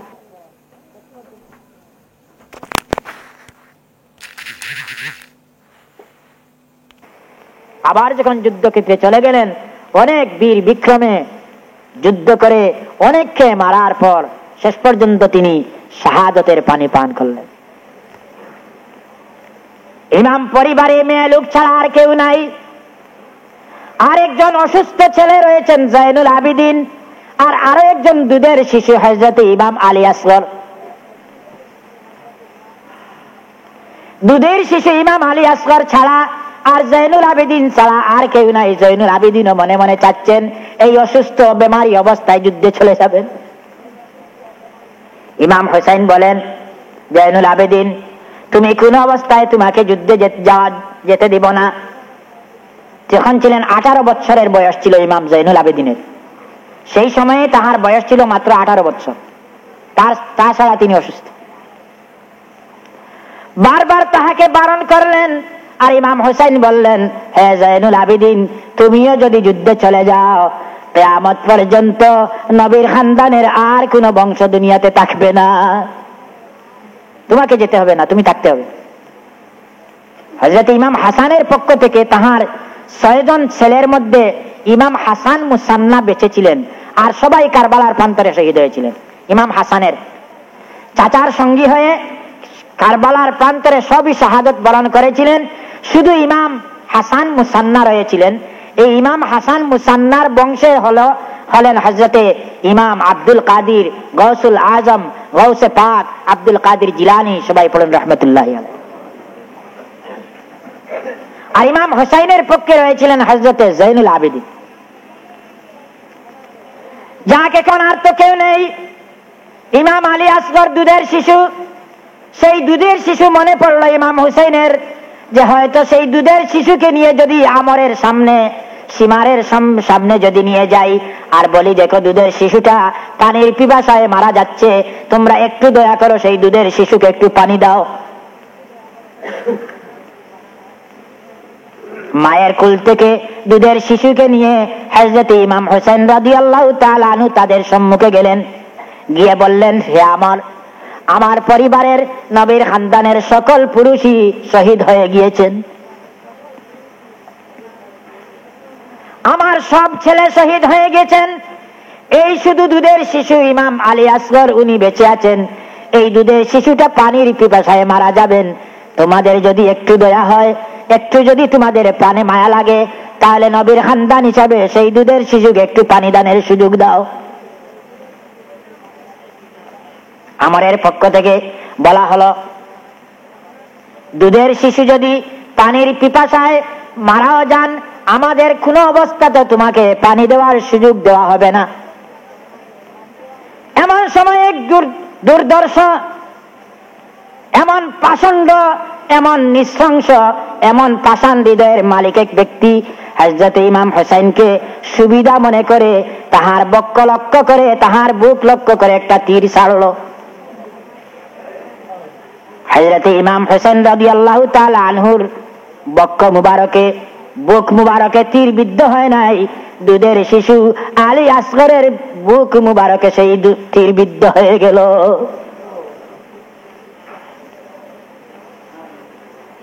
হযরত ইমাম আলী আসগর শহীদ হয়ে গেলেন। গড়ে ফিরে আসার পর ঘরে মেয়ে লোকরা মনে মনে ভাবতেছেন, হয়তো নিশ্চয়ই দুধের শিশুর ওসিলায় পানি পাবেন। ইমাম হোসেন রাদিয়াল্লাহু তাআলা আনহু হযরত ইমাম আলী আসগর রাদিয়াল্লাহু তাআলা আনহুকে নিয়ে তাহার মায়ের কুলে দিয়ে বলেন, নাও তোমার শিশুকে চিরজীবনের মতো পানি পান করায় নিয়ে এসেছি। আল্লাহুম্মা সাইয়্যিদিনা মাওলানা মুহাম্মদ ওয়া আলা আলি সাইয়্যিদিনা।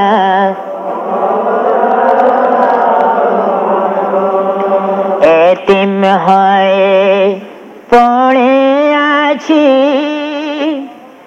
দূরের মাটি বাঙ্গালায়, নবীজির বিরহের আগুন জ্বলে আমার কলিজায়।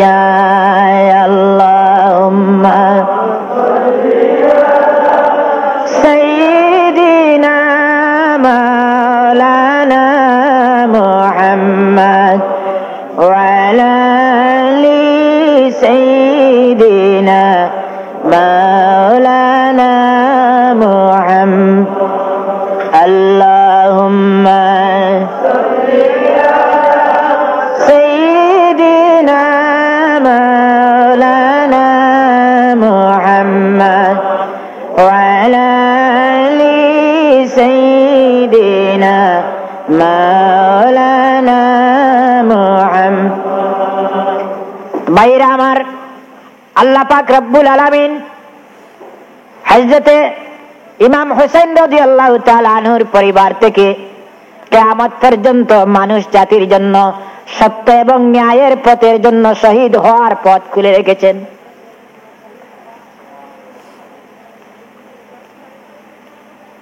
ইমাম আলী আসগর রাদিয়াল্লাহু তাআলা আনহু যখন শহীদ হয়ে গেলেন, ইমামের পরিবারে যায়েদুল আবেদিন ব্যতীত আর কোনো পুরুষ নাই।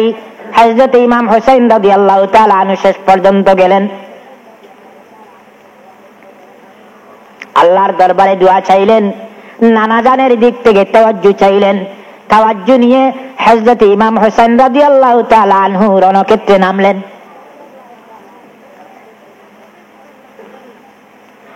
মনের সাহসে, বীর বিক্রমে অনেককে মারার পর ফুরাতের কুল পর্যন্ত তিনি পৌঁছে গেলেন। পানির সন্ধানে নেমে গেলেন,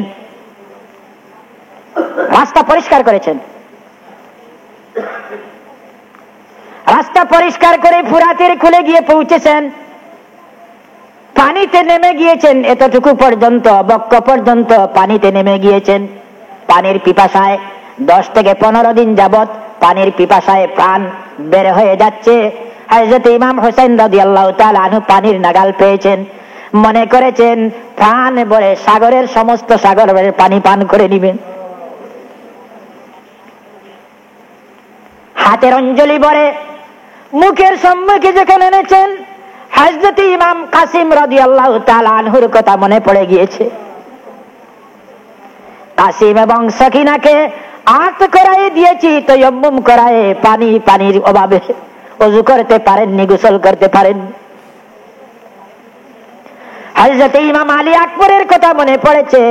আলী আকবরকে আমার শুকনা জিহ্বা কানা লেহন করার সুযোগ দিয়েছি, পানি পান করাইতে পারি নাই। হযরত ইমাম আলী আসগরের কথা মনে পড়েছে। আলী আসগরকে নিয়ে তাদের সম্মুখে এসেছিলাম দুধের শিশু হিসাবে, কিন্তু দুধের শিশুকে তারা একটু পানি দেয় নাই, শহীদ করে ফেলেছে। ইমাম হোসেন ভাবেন, হায় রে আমার প্রাণ, এতগুলি লোক যদি পানির অভাবে শহীদ হয়ে গেল, আমি হোসেন আর পানি পান করব না। কাল কিয়ামতের ময়দানে নানা জানের সঙ্গে যদি আল্লাহ কাউসার পান করান, তখন পান করব। হাতের অঞ্জলি পূর্ণ পানি ছেড়ে দিলেন। শত্রু সৈন্যরা দূর থেকে দেখতেছে ইমাম হোসেন পানি পান করেন নাই। পানি যদি ইমাম হোসেন পান করতেন, তাহলে শত্রু সৈন্যের একটি লোক সেই ময়দান থেকে তার ঘরে ফিরে যেতে পারত না। ইতিহাস প্রমাণ দিচ্ছে। হযরত ইমাম হোসেন রাদিয়াল্লাহু তাআলা আনহু পানি হাত থেকে ছেড়ে দিলেন। ছেড়ে দিয়ে আবার ফিরে আসলেন। আবার ফিরে আসে বীর বিক্রমে যুদ্ধ শুরু করলেন। অনেককে মারার পর আল্লাহর মেহেরবানি হয়ে গেল, তিনি একটি তীর তাহাকে যেভাবে বৃষ্টি পড়ে সেই বৃষ্টির মতো চতুর্দিক থেকে ইবনে জিয়াদের সৈন্যরা চতুর্দিক থেকে তীর নিক্ষেপ শুরু করলো। তিনি একজন তীর তার শরীরে ছালনের মতো বিদ্ধ হয়ে সমস্ত শরীর থেকে রক্ত ঝরা শুরু হয়েছে। শরীর থেকে রক্ত যেতে যেতে শরীরে আর কোনো রক্ত বাকি নেই, তিনি মাটিতে পড়ে গিয়েছেন। মাটিতে যখন পড়ে গেলেন, তখন পাষণ্ড সীমার সুযোগ পেল। মাটিতে পড়ে যাওয়ার পর হযরত ইমাম হোসেন রাদিয়াল্লাহু তাআলা আনহুর বক্ষ মুবারকে, বুক মুবারকে এসে সীমার বসলো। হযরত ইমাম হোসেন রাদিয়াল্লাহু তাআলা আনহু তার চোখ মুবারক খুলে দেখেন, বললেন, বলো তো তোমার নাম কি? সীমার বলল, আমার নাম সীমার। সময় গনিয়ে এসেছে, শহীদ হয়ে যাবেন। ইমাম হোসেন বললেন, রে সীমার, আমি দেখি আমার নানা জানের কথাটি কতটুকু, তুমি একবার তোমার বুকের কাপড়টা সরাইয়ে দাও। সীমার তার বুকের কাপড়খানা সরাইয়ে দিল। ইমাম হোসেন রাদিয়াল্লাহু তাআলা আনহু দেখলেন তাহার বুকের মধ্যে একসা মাত্র লোম নেই। তিনি প্রমাণ করলেন যে হ্যাঁ, তুমি আমার নানা জানের কথা বাস্তব হয়েছে, এখনই আমার শাহাদতের সময় এসেছে। ইমাম হোসেন রাদিয়াল্লাহু তাআলা আনহু চোখখানা মুদে ফেললেন। সীমার তাহার গলা মুবারকে খঞ্জর ছালাইয়ে দিল। কথা ছিল না এরকম, এজিদের পক্ষ থেকেও কথা ছিল না এরকম যে ইমাম হোসেনকে শহীদ করে তার সর মুবারক নিয়ে যাবে। কথা ছিল তাহাকে ধরে সশরীরে নিয়ে যাওয়ার জন্য। কিন্তু ওরাও সুযোগ দেয় নাই পুরস্কারের লোভে। সেই যে পুরস্কার পাবে, যে ইমাম হুসাইনের শিরকে নিতে পারবে সে পুরস্কার পাবে, সেই দনের, সেই দুনিয়ার লোভে তার আখিরাতকে বরবাদ করে দিবে। সাল্লাল্লাহু আলা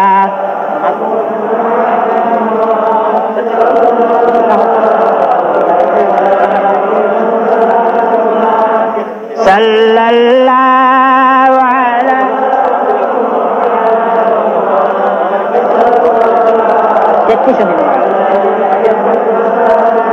সাল্লাল্লাহু আলা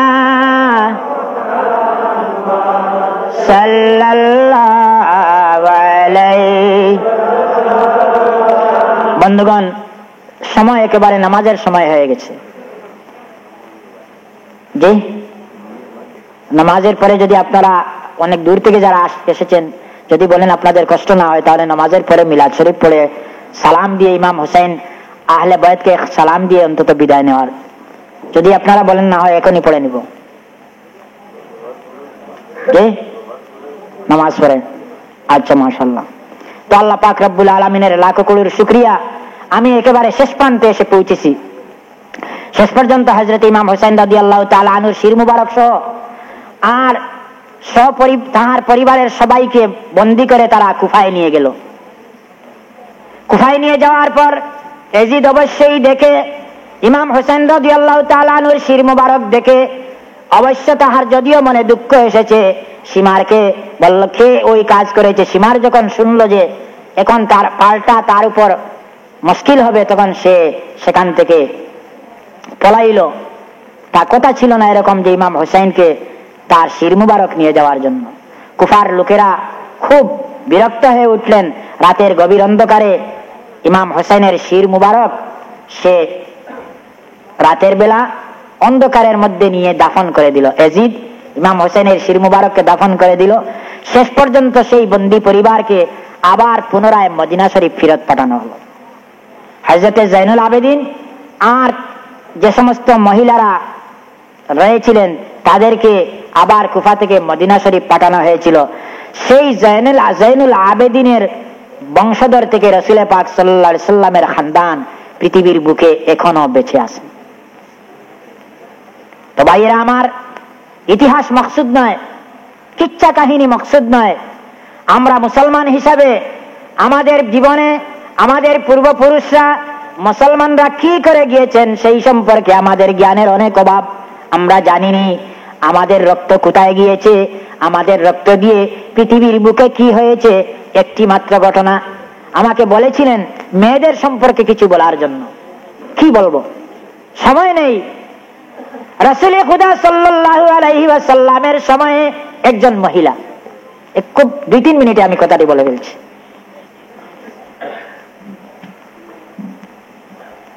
স্বামী এবং তিনি এক সন্তান। স্বামী কাজে গিয়েছেন, আল্লাহর সেই বান্দা, আল্লাহর সেই বান্দি ঘরে আছেন, বাচ্চা অসুস্থ, অসুস্থ থাকা অবস্থায় এমনি করে দিনের বেলা উনি শহীদ হয়ে গিয়েছেন, ইন্তেকাল করেছেন, বাচ্চা মারা গেছেন। বাচ্চা মারা যাওয়ার পর বাচ্চাকে খুব সুন্দর করে কাপড় চোপড় পরায়ে সুন্দর করে নিয়ে বিছানার উপর শুয়ায়ে রেখেছেন। হয়ে গেছেন তো নামাজ পড়িলাই, আর নামাজ পড়ে মিলাদ শরীফ পড়ে কেউ জানি না জান আজকে অন্তত এই দরদে যে হযরতে রাসূল পাক সাল্লাল্লাহু আলাইহি ওয়াসাল্লামের খানদান আর তার উপরে দরুদ সালাম খান পাঠ করিয়া দোয়া করিয়া যাইবা। রব্বুল আলামিন আজকের এই যে মজলিসে আপনারা হাজির হয়েছেন, আমি বলতেছি না, আল্লাহর রাসূল বলতেছেন যে আমার খানদান আমার আহলে বায়তকে যারা ভালোবাসবে আমি তাদেরকে ভালোবাসব, আর আমি যাদেরকে ভালোবাসবো মহান আল্লাহ পাকও তাদেরকে ভালোবাসবে। তো আপনারা যারা এখানে এসেছেন আজকে নিশ্চয়ই রাসূল পাক সাল্লাল্লাহু আলাইহি ওয়াসাল্লামের তাওয়াজ্জু অবশ্যই পাবেন। দোয়াতে শরীক হয়ে যান। আমি আর লম্বা কথা বলতেছি না, আল্লাহ পাক যা তৌফিক দিয়েছেন আপনাদের খিদমতে আমি বলেছি। আর একটি কথা অসম্পূর্ণ রয়েছিল, আমি বলেছিলাম একজন মহিলা রাসূল খুদা সাল্লাল্লাহু আলাইহি ওয়াসাল্লামের জামানায় তিনি একজন সাহাবীর বিবি, স্বামী বাহিরে ছিলেন, ছেলে ইন্তেকাল করেছেন, মারা গেছেন, শহীদ হয়েছেন। কাপড় চোপড় দিয়ে সুন্দর করে তাকে তাহার শরীরখানা ঢেকে একদিকে বিছানার একদিকে রেখে দিয়েছেন। স্বামী বাহির থেকে আসার পর জিজ্ঞাসা করলেন ছেলে কোথায়? স্ত্রী বললেন ছেলে ঘুমিয়ে আছেন, আরাম করেছেন। লক্ষ্য করুন ধৈর্য। মামুলি কোনো অসুখ হলে পরেই আমরা কত ব্যস্ত হয়ে পড়ি। স্বামীর দিক কতটুকু লক্ষ্য করেছেন? জিগরের টুকরা ছেলে মারা গিয়েছে, ছেলেকে তিনি আরামে রেখেছেন, বিছানার মধ্যে শুয়ায়ে রেখেছেন। স্বামীকে জবাব দিলেন হাসি মুখে। হাসি আসার তো কোনো কথাই নেই। জিগরের টুকরা ছেলে মারা যাওয়ার পর মুখের মধ্যে হাসি ফোটার কোনো কারণই নেই, কিন্তু স্বামীকে হাসি দেখাতে হবে। আল্লাহর রাসূলের সুন্নত, সেই সুন্নতকে পালন করার জন্য হাসি মুখে স্বামীকে বললেন ছেলেকে আরামে রেখেছি, শুয়ায়ে রেখেছি। আসুন আপনার খিদমত যতটুকু দরকার। স্বামীর পায়ের জুতা মুবারক খুললেন, পানি দিলেন, প্রয়োজনীয় সবকিছু দান করার পর খাওয়া দাওয়া করালেন, খাবার দিলেন। খাওয়া দাওয়া শেষ হলো। আমি সংক্ষেপে বলে যাচ্ছি, আপনাদের সময় নেই। রাতের খাবার শেষ হলো। রাতের খাবার শেষ হওয়ার পর স্বামীকে নিয়ে আরামে ঘুমালেন। কত দুঃখ বিজড়িত মন। জিগরের টুকরা ছেলে মারা গিয়েছে, এমন সময় কোন রমণীর, কোন মেয়ের মনের ভিতরে কোন ধরনের আনন্দ জাগার কোনো কথাই নেই। কিন্তু স্বামীর মন রক্ষার্থে স্বামীকে খুশি করলে আল্লাহ পাক রব্বুল আলামিন খুশি হয়ে যাবেন। সেই দিক লক্ষ্য করে তিনি কি করলেন? রাতের খাবার শেষ হলো, স্বামী আবার জিজ্ঞাসা করেছেন ছেলে কোথায়? তিনি বললেন ছেলেকে একটু দূরে রেখেছি, আমাদের কাছে রাখলে পরে তার ঘুম ভেঙে যাবে, তাকে আজকে ভালো করে আরামে ঘুম পাঠিয়েছি। স্বামী তো বিশ্বাসী করেছেন। স্বামীকে নিয়ে সারা রাত তিনি আনন্দে রাত কাটালেন। সারা রাত কাটানোর পর ভোরবেলা যখন দিন হয়ে গেছে, তখন তিনি আবার স্বামী বললেন ছেলে কোথায়? এখন বলতেছেন। সকল দুঃখ শেষ হওয়ার পর, স্বামীর সঙ্গে ভালো ব্যবহারের পর ভোরবেলা যখন স্বামী বলছেন ছেলে কোথায়, তিনি আর বেঁধে রাখতে পারেননি, কেঁদে ফেললেন। বললেন প্রিয় স্বামী, আপনার ছেলেকে মহান আল্লাহ রব্বুল আলামিন বেহেশতে নিয়ে গেছেন। তারপরে স্বামীর খিদমতে ছেলেকে হাজির করলেন। কিতাবে বর্ণনা দিচ্ছে ওই যে স্বামী এবং ওই যে স্ত্রী, ওই যে মহিলা, ওদের ঘরে আল্লাহ পাক রব্বুল আলামিন এই ছেলের বদলে 10 জন ছেলে দান করেছিলেন। প্রতি 10 জন ছেলেই, প্রতিটি ছেলেই ইসলামের বড় বড় খিদমত, মুহাদ্দিস, কোরআন শরীফের মুফাসসির হয়েছিলেন। শুধু আমি ধৈর্যকে প্রমাণ করার জন্য বলতেছি, পৃথিবীর বুকে সেই নজির কেউ দেখাতে পারবে না। আমার নবী দুজাহানের সরদার হযরতে মুহাম্মদুর রাসূলুল্লাহ সাল্লাল্লাহু আলাইহি ওয়াসাল্লামের দিনে আল্লাহ পাক যে সমস্ত নজির রেখেছেন, যেসব উদাহরণ রেখেছেন, পৃথিবীর অন্য কোন ধর্মাবলম্বী সেই উদাহরণ দেখাতে পারবে না। আমি পুরুষ হিসাবে পক্ষপাতিত্ব করে বলতেছি না। আল্লাহর বান্দাদের জন্য ইসলামের কানুন অনুযায়ী মেয়েদের জন্য আল্লাহর ফরজ বন্দেগী করার পর যদি কোনো ভালো বন্দেগী থাকে, সেই বন্দেগীর নাম হলো স্বামীর খিদমত। কথা লক্ষ্য করেছেন? আল্লাহর ফরজ যেমন নামাজ, রোজা, হজ, যাকাত, এই ধরনের ফরজ বন্দেগীর পরে যদি কোনো ইবাদত থাকে মেয়েদের জন্য, তাইলে সবচেয়ে বড় ইবাদত হলো স্বামীর খিদমত করা। ইভেন কি যদি কোনো স্বামীর মনে, অবশ্য এমন কোন স্বামী হবেন না যে বিবি যদি নফল নামাজ পড়েন, আমার মনে হয় না এমন কোন স্বামী যার মনে খুশি আসবে না। সে যদি নামাজিও না হয়, অবশ্য তার মনে খুশি আসতে পারে। আর জানি না এমনও কোনো পুরুষ থাকতে পারে তার মনে ব্যথাও লাগতে পারে, খারাপও লাগতে পারে। মন যদি একেবারে গুনায় ডুবে যায়, বিবিকে নামাজ পড়তে দিবে না। আছে, শোনা যায় এমন লোক। যাক, আল্লাহ আমাদেরকে হেদায়েত করুন। তো আমি মনে করি এমন কোন মুমিন ব্যক্তি নেই, যদি বিবি নামাজ পড়েন তারা দেখলে মনে আনন্দ লাগবে না। নিশ্চয়ই আনন্দ লাগবে। কিন্তু আল্লাহর রাসূলের পক্ষ থেকে যদি বিবি নফল নামাজ পড়তে স্বামীর অসুবিধা হয়, নফল নামাজ ছেড়ে দিয়ে স্বামীর খিদমত করা তার জন্য ভালো। পুরুষদেরকে স্ত্রীদের উপরে এই সম্মান দিয়েছেন। আর স্ত্রীদের বেলায় কি? মেয়েদের বেলায় পুরুষদেরকে আল্লাহ শাসন করেছেন তাদেরকে স্নেহ মমতা করার জন্য। একজন মহিলা তাহার মাতা পিতা সকলের সঙ্গ ত্যাগ করে স্বামীর জীবন সঙ্গিনী বলে, তাই তার প্রতি অনেক ভুল ভ্রান্তি যেগুলো ক্ষমা করে দিতে হয়। মেজর ভুল ছাড়া, মারাত্মক অন্যায় ছাড়া ছোট ছোট ভুলগুলি মহত্বের খাতিরে ভুলে যেতে হয়, এবং সেই জীবনেই সুখী জীবন হয়, সেখানেই সুখী সংসার হয়, যেখানে সম্মান এবং ভালোবাসা রয়েছে। যে লোক, যে মহিলা স্বামীকে সম্মান করবেন, সেই পুরুষ বিবিকে স্নেহ করতেই হবে। সম্মান এবং স্নেহ উভয়ের মধ্যেই শান্তি। আল্লাহর রাসূল যে বলে গিয়েছেন যে আমার উম্মতের মধ্যে বড়দেরকে যারা সম্মান করবে না এবং তার বয়সে ছোটদেরকে যারা স্নেহ মমতা দেখাবে না, তারা আমার তরিকার অন্তর্ভুক্ত নয়। আল্লাহর রাসূল সেই কথা দিয়ে উম্মতে মুহাম্মদীর জীবন গড়ে দিয়েছেন। আপনি যদি বড়কে সম্মান করেন, ছোটকে অবশ্যই মহব্বত করেন, আপনার জীবনে অশান্তি আসার কারণ নেই। বাইরে আমরা বর্তমানে যে দেশে বসবাস করতেছি, নগ্নতার দেশ। আইয়ামে জাহিলিয়াতে সেই নগ্নতা ছিল। রাসূল পাক সাল্লাল্লাহু আলাইহি সাল্লাম জমিনে আসার পূর্বে আইয়ামে জাহিলিয়াতে এই ধরনের নগ্ন চলাফেরা ছিল। সেই নগ্ন দেশে আমরা বসবাস করতেছি, আর সেই স্বাধীনতা উপভোগ করতেছি। ভালোর দিক ছেড়ে দিয়ে মন্দের দিক স্বাধীনতা লাভ করতেছি। জুমার দিন আমি বলেছিলাম, আল্লাহর রাসূলের দরবারে একজন মহিলা হাজির হয়ে বললেন, ইয়া রাসূলুল্লাহ সাল্লাল্লাহু আলাইহি ওয়াসাল্লাম, আমরা পুরুষের সঙ্গে সমান অধিকার তো পাই না। কোন ব্যাপারে? গানের ব্যাপারে, নাচের ব্যাপারে, কাজের ব্যাপারে, বাহিরে বেড়ানোর ব্যাপারে, কোন ব্যাপারে? নাউযুবিল্লাহি মিন যালিক। না, বর্তমান দুনিয়ায় মেয়েরা পুরুষের সঙ্গে নাচের ব্যাপারে, গানের ব্যাপারে, বেহায়াপনার ব্যাপারে, জিনার ব্যাপারে, সব কাজে সমান অধিকার দাবি করতেছে।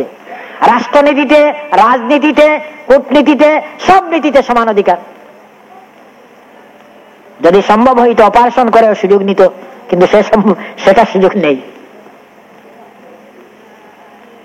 এই সমান অধিকারের হিড়িক আল্লাহর রাসূলের জমানায় মহিলা কি বলতেছেন?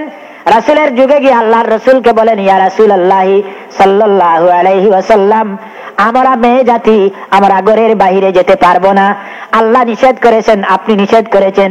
আমরা যুদ্ধে যেতে পারবো না, অন্যান্য বাহিরের কাজে যেতে পারবো না। পুরুষরা যুদ্ধে, ইসলামের জিহাদে শরীক হবেন, শহীদ হবেন, শাহাদাতের দরজা তারা পাবেন, আমরা তো শাহাদাতের দরজা পাবো না। এই দিক থেকে তো আমরা পুরুষ থেকে পিছনে পড়ে গেলাম। কথা লক্ষ্য করেছেন? পর্দাসীন মেয়েদের বেলায় আল্লাহ রসুল কি বলতেছেন? আল্লাহ রসুল বলতেছেন, তুমি শান্তি থাকো, তোমার উপর আল্লাহ পাক রাজি হন, রসুল রাজি হয়ে গেছেন। সাহাবীদেরকে বললেন, তোমরা কি শুনেছ এত সুন্দর এত চমৎকার একজন মহিলা, একজন বেহেশতি মেয়ে আমাকে একটি প্রশ্ন করেছেন। কি প্রশ্ন? যে পুরুষের সঙ্গে নেকির বেলায় সমান অধিকার চান। আল্লাহর রাসূল বললেন, ও মেয়েদের দল, তোমাকে বলছি এবং তুমি তাদের সবাইকে সংবাদ পৌঁছে দিও, তুমি যদি ঘরে থাকো তোমার স্বামীর খিদমত করো, তোমার ছেলে মেয়েদেরকে ইসলামী তাহজিব তামাদ্দুন শিক্ষা দাও, আদব কায়দা যদি শিক্ষা দাও, তোমার স্বামীর মালের যদি পাহারা দাও, তোমার শাশুড় শাশুড়িকে যদি খিদমত করো, তুমি যদি ঘরে থাকো দেওয়ালের ভিতরে তোমার শরীরকে যদি তুমি লুকিয়ে রাখো, পর্দাসীন হও, ইসলামের সকল কাজ যদি তুমি করো, স্বামীর খিদমত করে ছেলে মেয়েদেরকে আদব শিক্ষা দিয়ে এবং ফরজ নামাজ ফরজ ইবাদত বندگی করে ঘরের ভিতরে তোমাকে লুকিয়ে রাখার পর তুমি যে সব পাইতেছো, একজন পুরুষ গিয়ে যুদ্ধের ময়দানে গলা কাটায় শাহাদাতের দরজা লাভ করে যে আল্লাহর দরবারে তিনি যে লাভবান হবেন, তুমি ঘরের ভিতরে থেকে যদি এই সমস্ত কাজ করতে পারো, আল্লাহ পাক তাহার সমান সওয়াব তোমাকে দান করবেন। আমার মা বোনেরা, আমরা সবই মরণশীল, আমরা মরে যাব, এই পৃথিবী ছেড়ে চলে যাব, আমাদের জীবনের হিসাব আল্লাহর দরবারে দিতেই হবে। আল্লাহর রাসূল বলেছেন, আমি বলিনি, একজন মেয়ের প্রতি যদি তাহার স্বামী, একজন স্ত্রীর প্রতি তাহার স্বামী যদি 1 ঘন্টা নারাজ থাকেন, বেশি নয়,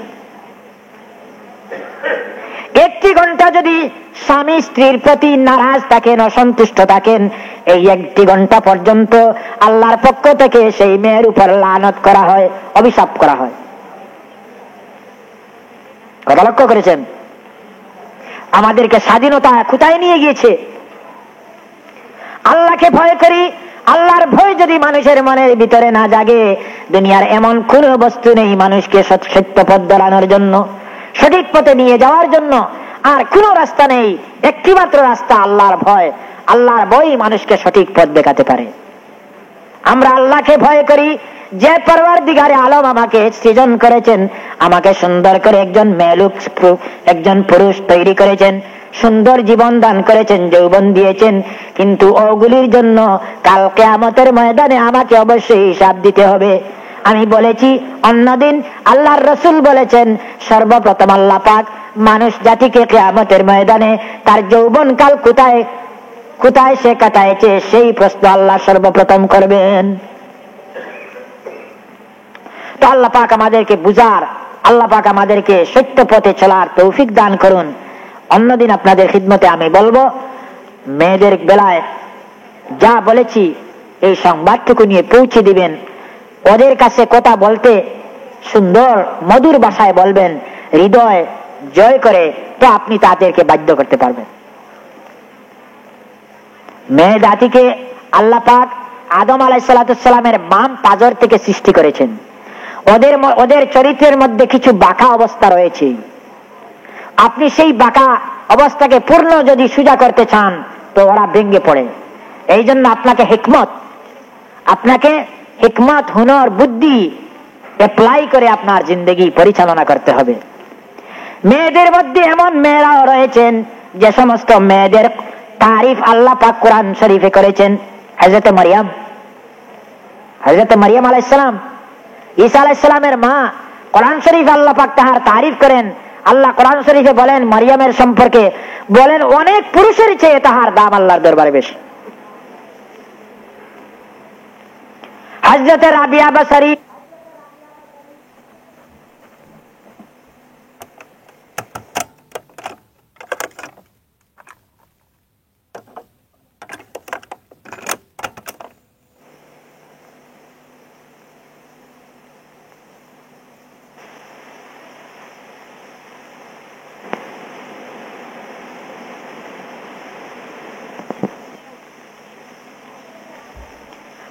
রাবিয়া বসরি একজন মহিলা যিনি বেহেশতের অধিবাসী।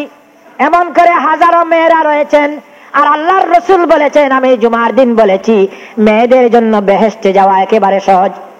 আমি আর লম্বা করতে যাচ্ছি না।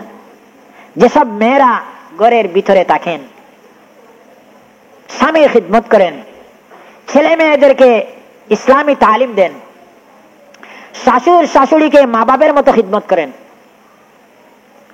আর নিজের শরীর অঙ্গকে পর পুরুষের চেয়ে হেফাজতে রাখেন, স্বামীর মালের পাহারা দেন, স্বামীর বিনা পারমিশনে তাহার মালকে অযথা খরচ করেন না, এই সমস্ত গুণবতী মহিলাদের পক্ষে আল্লাহর রাসূল বলেছেন, আল্লাহ পাক কাল কিয়ামতের ময়দানে ওদের জন্য বেহেশতের 8টি দরজা খুলে দিবেন আর বলবেন, তুমি যে দরজা দিয়ে তোমার ইচ্ছা সেই দরজা দিয়ে ঢুকে যাও। কেন কেন বলবেন? ধৈর্য। দুনিয়ার অন্যান্য মেয়েরা শরীরের বিভিন্ন অঙ্গ বাহির করে রাস্তাঘাটে নামছে, চলছে, অফিস আদালতে ঘুরছে, পুরুষদের সঙ্গে মিলছে, আর ওই মেয়েটি তাহার মনকে সংযত করে ঘরের ভিতরে বসে আছে। সে আল্লাহকে ডরায়, রাসূলকে ভয় করে। কথা লক্ষ্য করেছেন? তার সৌন্দর্যকে সে আটকায় রেখেছে, স্বামী ছাড়া আর কারো সামনে কারো সম্মুখে তার সৌন্দর্য বাহির করে না। সে তার মনকে বেঁধে রেখেছে। তার মনেও চায় অন্যান্য মেয়েদের মতো গান গাইব, অন্যান্য মেয়েদের মতো নাচব, অন্যান্য মেয়েদের মতো বাহিরে যাব, অন্যান্য মেয়েদের মতো চলাফেরা করব। তার মনেও আসে, কিন্তু সে আল্লাহকে ভয় করে, রাসূলকে ভয় করে, এই জন্য সে বের হচ্ছে না। যে আল্লাহ এবং রাসূলকে ভয় করে, তার মনকে অনুকূল প্রতিকূল পরিবেশের মধ্যে, উল্টা পরিবেশের মধ্যে জমায়ে রাখলো, আল্লাহ পাক তাকে কেন পুরস্কার দিবেন না?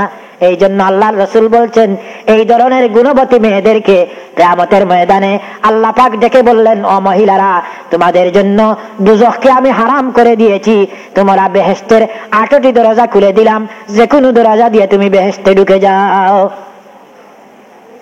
তো আল্লাহ পাক আমাদেরকে তৌফিক দিন। অবশ্যই আমাদের কথায়, আমাদের কাজে কিছু না কিছু পরিবর্তন আমাদের মধ্যে আসতেছে। আজও এদেশে অনেক মেয়েদেরকে দেখা যায় রাস্তাঘাটে বের হলে পরে স্বামীকে বলেন, আমার জন্য বোরকা নিয়ে আসবেন। আমাদের মতো নাদাগড়া স্বামীরাও রয়েছেন যারা কোনো খোঁজ খবর নেননি। তিনি কাজে চলে গিয়েছেন, বিবিকে বলছেন, যাও তুমি বাজার করে নিয়ে আসো, আমার জন্য সিগারেটও নিয়ে আসবে। তো বিবিকে আপনি যদি এত স্বাধীনতা দিয়েছেন, তো উনাকে আবার পর্দার ওয়াজ শোনাবেন কেমন করে? আপনার বিবিকে যদি আপনি পবিত্র রাখতে চান, আপনার আওলাদকে যদি আপনি ভালো করতে চান, আপনার আওলাদকে যদি নেককার করতে চান, তো আপনাকে কষ্ট স্বীকার করতে হবে। আপনি কাজ শেষ করে আসি, তারপরে আপনি বাজার করে যান, তারপরে আপনার কাজ করেন, আপনি সুবিধা গ্রহণ করবেন না। তো বন্ধুগণ, আল্লাহ পাক আমাদেরকে এবং আমাদের মা বোনদেরকে সকলকে বুঝার তৌফিক দিন। ওয়া আখিরু দাওয়ানা আলহামদুলিল্লাহি রাব্বিল আলামিন। বিসমিল্লাহির রহমানির রহিম। কুল হুয়াল্লাহু আহাদ, আল্লাহুস সামাদ, লাম ইয়ালিদ ওয়া লাম ইউলাদ ওয়া লাম ইয়াকুল লাহু কুফুয়ান আহাদ। লা ইলাহা ইল্লাল্লাহু আল্লাহ। বিসমিল্লাহির রহমানির রহিম। কুল হুয়াল্লাহু আহাদ, আল্লাহুস সামাদ, লাম ইয়ালিদ ওয়া লাম ইউলাদ ওয়া লাম ইয়াকুল লাহু কুফুয়ান আহাদ। লা ইলাহা ইল্লাল্লাহু আল্লাহ।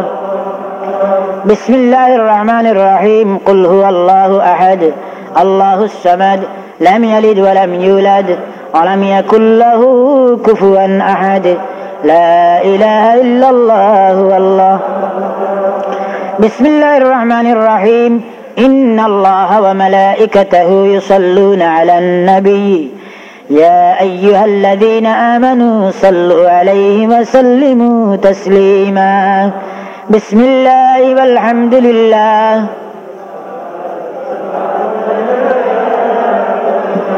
বিসমিল্লাহি ওয়াল হামদুলিল্লাহ। আসসালাতু ওয়াসসালামু আলাইকা ইয়া মুহাম্মদ ইয়া রাসূলুল্লাহ।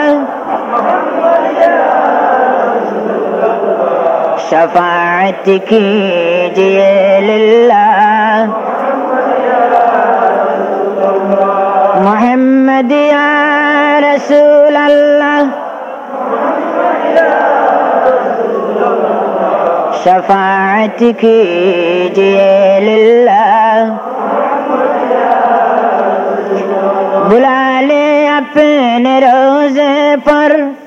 खुदारा या रसूल अल्लाह, चमक उठे मुकद्दर का सितारा या रसूल अल्लाह मुहम्मदी।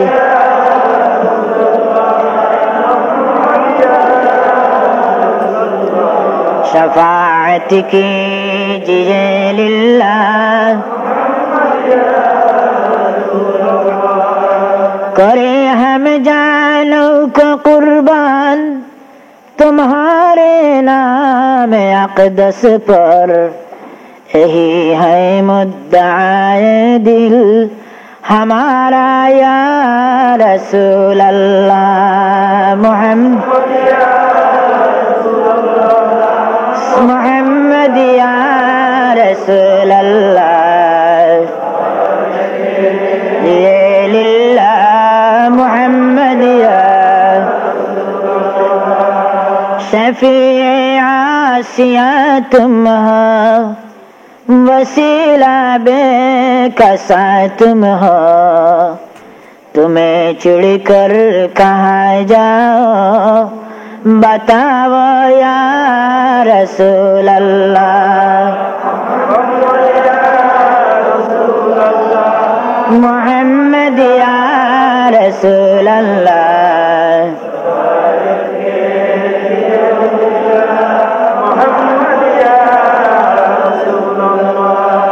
सुब्हान अल्लाह वल्हम्दुलिल्लाह,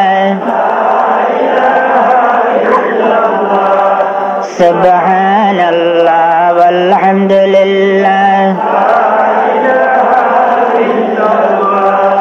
ला इलाहा इल्लल्लाह, ला इलाहा इल्लल्लाह, अल्लाह वल्हम्दुलिल्लाह। अरे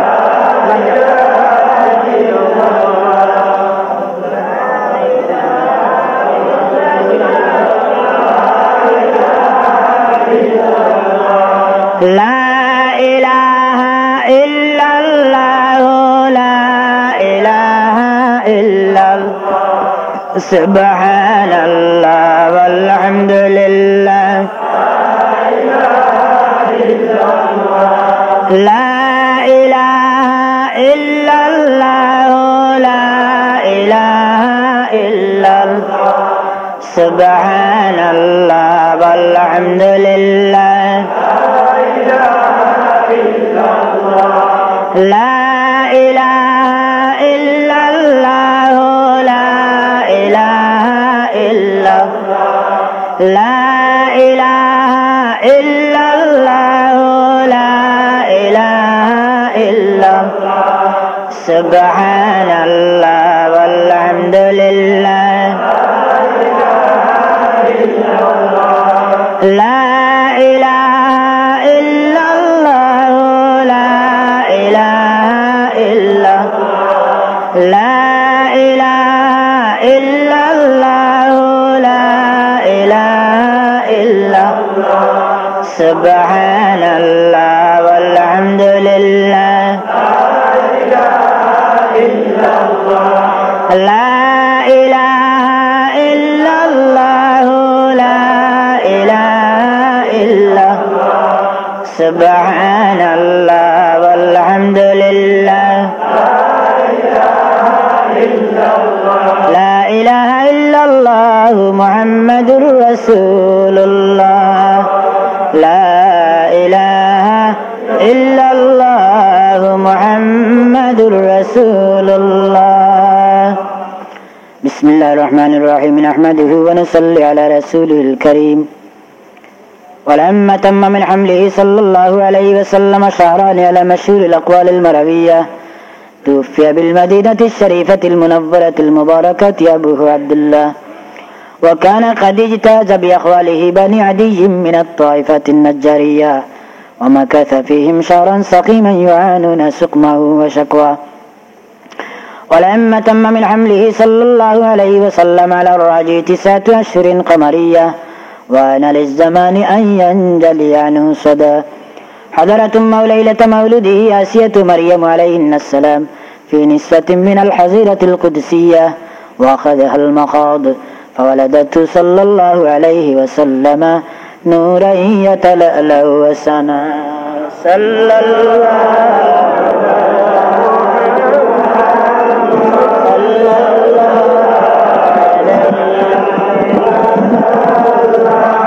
صلى الله على محمد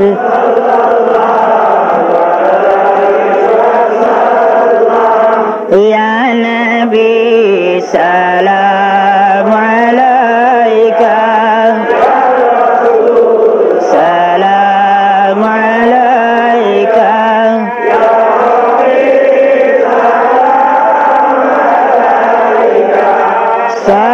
صلوات الله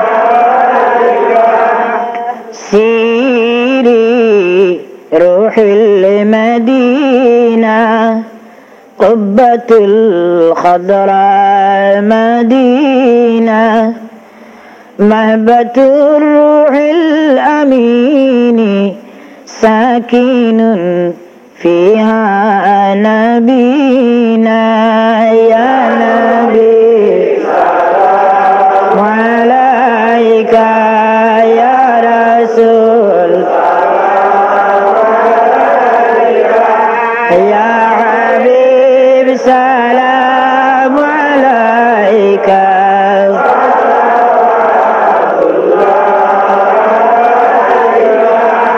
كبريت الأحمر تراب أنجم أهدى أصحاب كحل في عيني أوساخ جنة المأوى مدينة يا نبي سلام عليك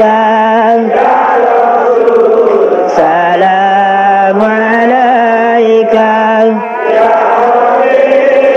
سلام عليك صلوات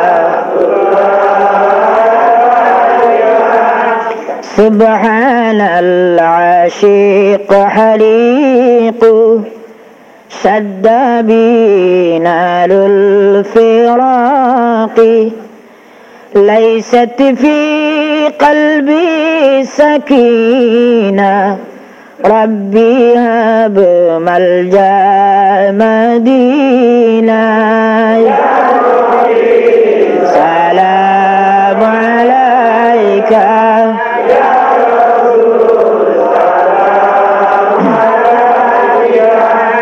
يا حبيب سلام عليك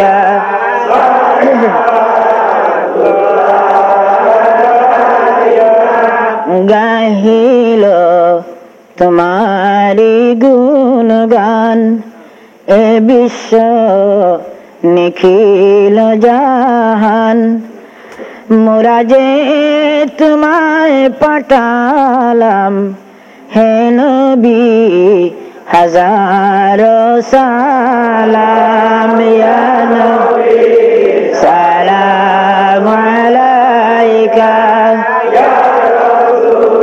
سلام عليك يا حبيب سلام عليك صلوات الله يا ربي صل وسلم دائما أبدا على نبيك خير الخلق كلهم بهجاء رب میرے درود اور سلام برگزیدہ نبی پر اپنے مدام بلغ العلا بکماله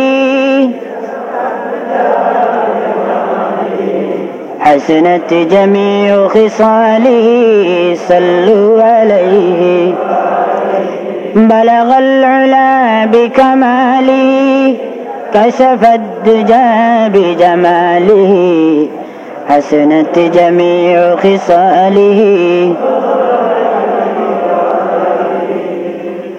محترم হাজরিন, আমি আপনার শুকরিয়া আদায় করি। আপনারা আজকে এই পবিত্র মুহররমের প্রাতঃস্মরণীয় ঘটনার উপরে আর মহব্বত দেখাইবার উদ্দেশ্যে যে এই মজলিসে হাজির হয়েছেন, আল্লাহ পাকে আমরা সবার হাজিরির কবুল করুক হোক আল্লাহুম্মা। আপনারা জানেন আমি আপনার উপরে বেশি দাবি রাখি, একটা খাজ আখতা আমার মনে আইছে আরে হাজি আব্দুল কদিম সাহেব আসেন না মনে হাজি আব্দুল কদিম সাহেব নবীগঞ্জ বাড়ি, তাই গত পরশু দিন আমার কাছে চেক দিয়া গেছেন 10,000 টাকা। বাংলাদেশও ফুলতলি সাহেবে আপনারা অনেকে চিনেন, তাই নির্দেশ আইসলা সাদা উদা করিয়া মসজিদের লাগি মদরসার লাগি নিছেন। আর আমরা তার লগে সম্পর্ক রাখি ওখানে আপনারা অনেকে জানেন। তো হাজি আব্দুল কদিম সাহেবের সালাম কইছো, তান গেছে সালাম পৌঁছাইছো না রে আমরা গেছে, আপনারা খিদমত কইবার লাগে। হাজি গাছমিয়া সাহেব খাল করে তাইন দেখছেন আমি 10,000 টাকার চেক হাজি আব্দুল কদিম আর জায়গা থেকে খরচ করিয়া দিছেন। মসজিদ সুবানীঘাট মসজিদ সাদ ফালাইরা আরে খাজ হইছে।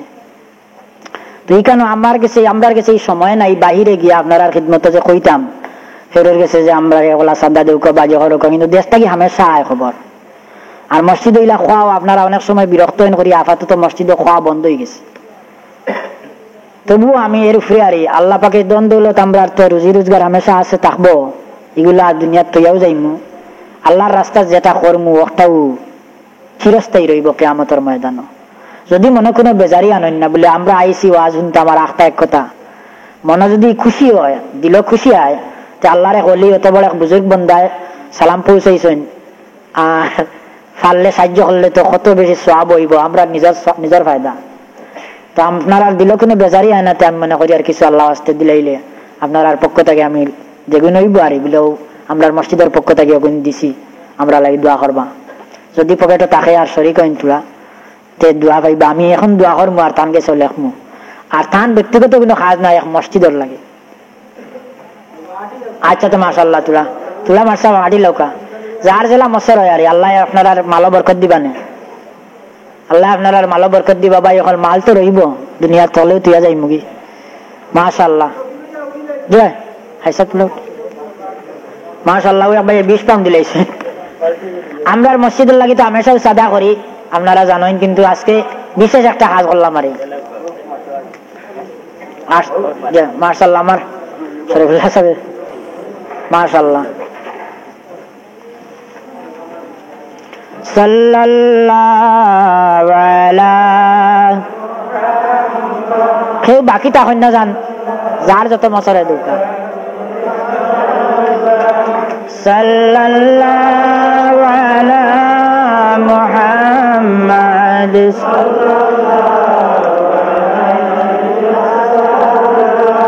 সাল্লাল্লাহু আলা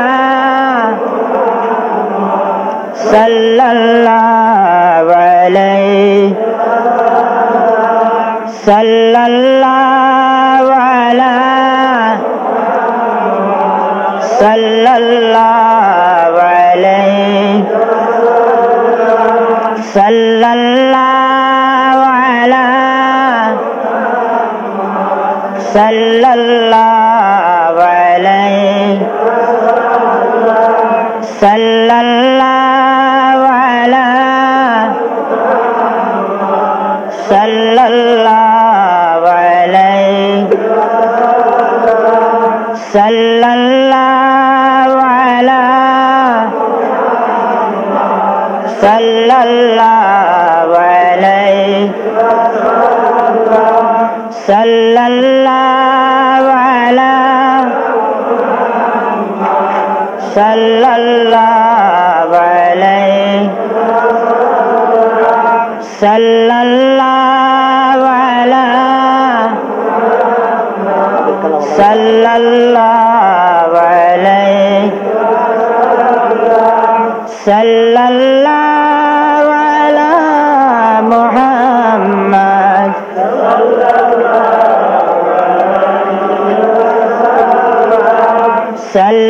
সাল্লাল্লাহু আলা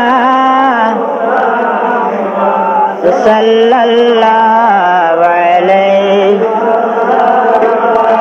সাল্লাল্লাহু আলা সাল্লাল্লাহু আলাইহি সাল্লাল্লাহু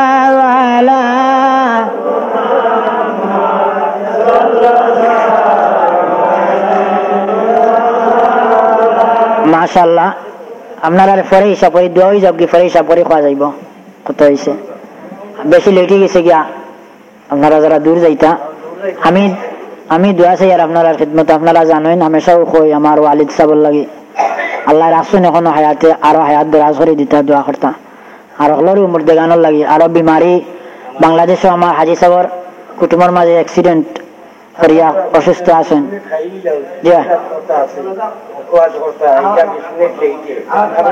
আচ্ছা ঠিক আছে এখানে আর কসুর মাফ করি দোকা এখানে আর কইতা না নিয়ম নাই আর কইতা আমরা শরম দিলে তো আপনার আরো শরম আল্লাহুম্মা আমিন والعاقبة للمتقين والصلاة والسلام على سيدنا رسولك حبيبك محمد صلى الله عليه وسلم أجمعين اللهم ربنا بلغنا ألف صلوات وتسليما إلى روضة سيدنا رسولك حبيبك محمد صلى الله عليه وسلم أجمعين ثم إلى أرواح أهل بيتك الكرام ثم إلى أرواح الصحابة العظام ثم إلى أرواح عامة المسلمين والمسلمات والمؤمنين والمؤمنات الأحياء منهم والأموات إنك قريب مجيب الدعوات برحمتك يا أرحم الراحمين أي الله পাক পরবর্তীগার আলম আমি তোমার নামক হারাম গোলাম মাওলা আল্লাহ তোমার নেক বান্দা লইয়া বান্দা হল লইয়া তোমার হাবিবর খানদানের কথা আলোচনা করিয়া আয় আল্লাহ দুরূদ শরীফ মিলাদ শরীফ পড়িয়া তোমার শাহী দরবারে তওবার হাত বাড়াইছি পরওয়ারদিগার আল্লাহ তোমার হাবিবর খানদানের আলোচনার খাতিরে আমরার জিন্দেগীর সমস্ত গুনাহে মাফ করে দেও ইয়া আল্লাহ তোমার হাবিবে ফরমাইছেন তোমার হাবিবর খানদান রে যারা ভালোবাসবো তারার প্রতি যারা মায়া মহব্বত প্রেম দেখাইব তোমার হাবিবে তারারে ভালোবাসবা আর তোমার হাবিবে ভালোবাসলে তুমি তারারে মায়া করবা হে আল্লাহ যদি আমাদের কোনো মহব্বত দেখাইবার ক্ষমতা নাই পরওয়ারদিগার আমরা দিলে জানে তোমার হাবিবর খানদানের প্রতি দুঃখ প্রকাশ করি আয় আল্লাহ শুহাদায়ে কারবালার ঘটনারে আমরা দিল দিয়া স্মরণ করলাম মাওলা আল্লাহ তারার দরজারে তুমি বুলন্দ করে দাও ইয়া আল্লাহ আল্লাহ ইমাম হাসান হুসাইন রাদিয়াল্লাহু তাআলা আনহুমার দরজারে বুলন্দ ফরমাও হযরত ফাতিমা রাদিয়াল্লাহু তাআলা আনহার দরজারে বুলন্দ ফরমাও আয় আল্লাহ শুহাদায়ে কারবালার तमाम শহীদ আল্লাহর দরজারে বুলন্দ ফরমাও আল্লাহ কাল কিয়ামতের ময়দানে তার সঙ্গে আমাদের আসর ফরমাইও ইয়া আল্লাহ আল্লাহ আমাদের maaf করে দাও আমাদের মা বাপরে maaf করে দাও আয় আল্লাহ আমরা অনেকে মা বাপ হারাইলিছি ও মাওলা পরওয়ারদিগার সময় মতো খিদমত করার সুযোগ পাইছি না আয় আল্লাহ অনেকে বিদেশ বাড়ি থাকার কারণে ইয়া আল্লাহ মা বাবার জানাজা জিয়ারত শরীক হইবার সুযোগ হইছে না ইয়া আল্লাহ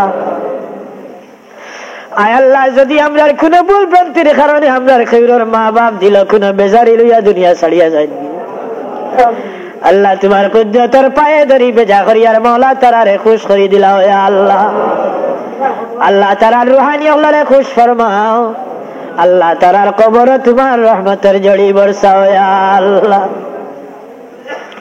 আল্লাহ আমরা যারার মা বাপ জিন্দা আছেন হায়াত দরাজ করে দাও ইয়া আল্লাহ আল্লাহ বারাব্বা সাবরে হায়াত দরাজ ফরমাও আয় আল্লাহ আজকের পবিত্র দিনে তোমার নেক বান্দা হল লইয়া দোয়া চাই আর মাওলা আমরার মা বাপরে দীর্ঘজীবী করিয়া আমরার মাথার উপরে রহমতের ছায়া বাকি রাখো ইয়া আল্লাহ আয় আল্লাহ আমরার অভাব অনটনে দূর ফরমাও আয় আল্লাহ কঠিন কঠিন বিমার হল লইয়া মাওলা দুনিয়ার দয়দার থেকে না উমেদ হয়ে গেছি আল্লাহ আল্লাহ তোমার রহমতের পানি দি দইয়া আমরারে অটুট স্বাস্থ্যের অধিকারী করে দাও আয় আল্লাহ আমরারে মওত পর্যন্ত তুমি সুস্থতা এনায়েত করো ইয়া আল্লাহ আল্লাহ তোমার বান্দা ওলার সদকা খয়রাত রে কবুল ফরমাও কোরআন শরীফের খতম হলরে কবুল ফরমাও আয় আল্লাহ বিমারি আল্লাহরে শিফা দান করো আল্লাহ তোমার এক বান্দা দুলামিয়া কইয়া মারাত্মক বিমার তুমি শিফা এনায়েত করো আয় আল্লাহ বাংলাদেশে তোমার অনেক বান্দা হল আয় আল্লাহ অ্যাক্সিডেন্টের মাঝে বিপদগ্রস্ত আছে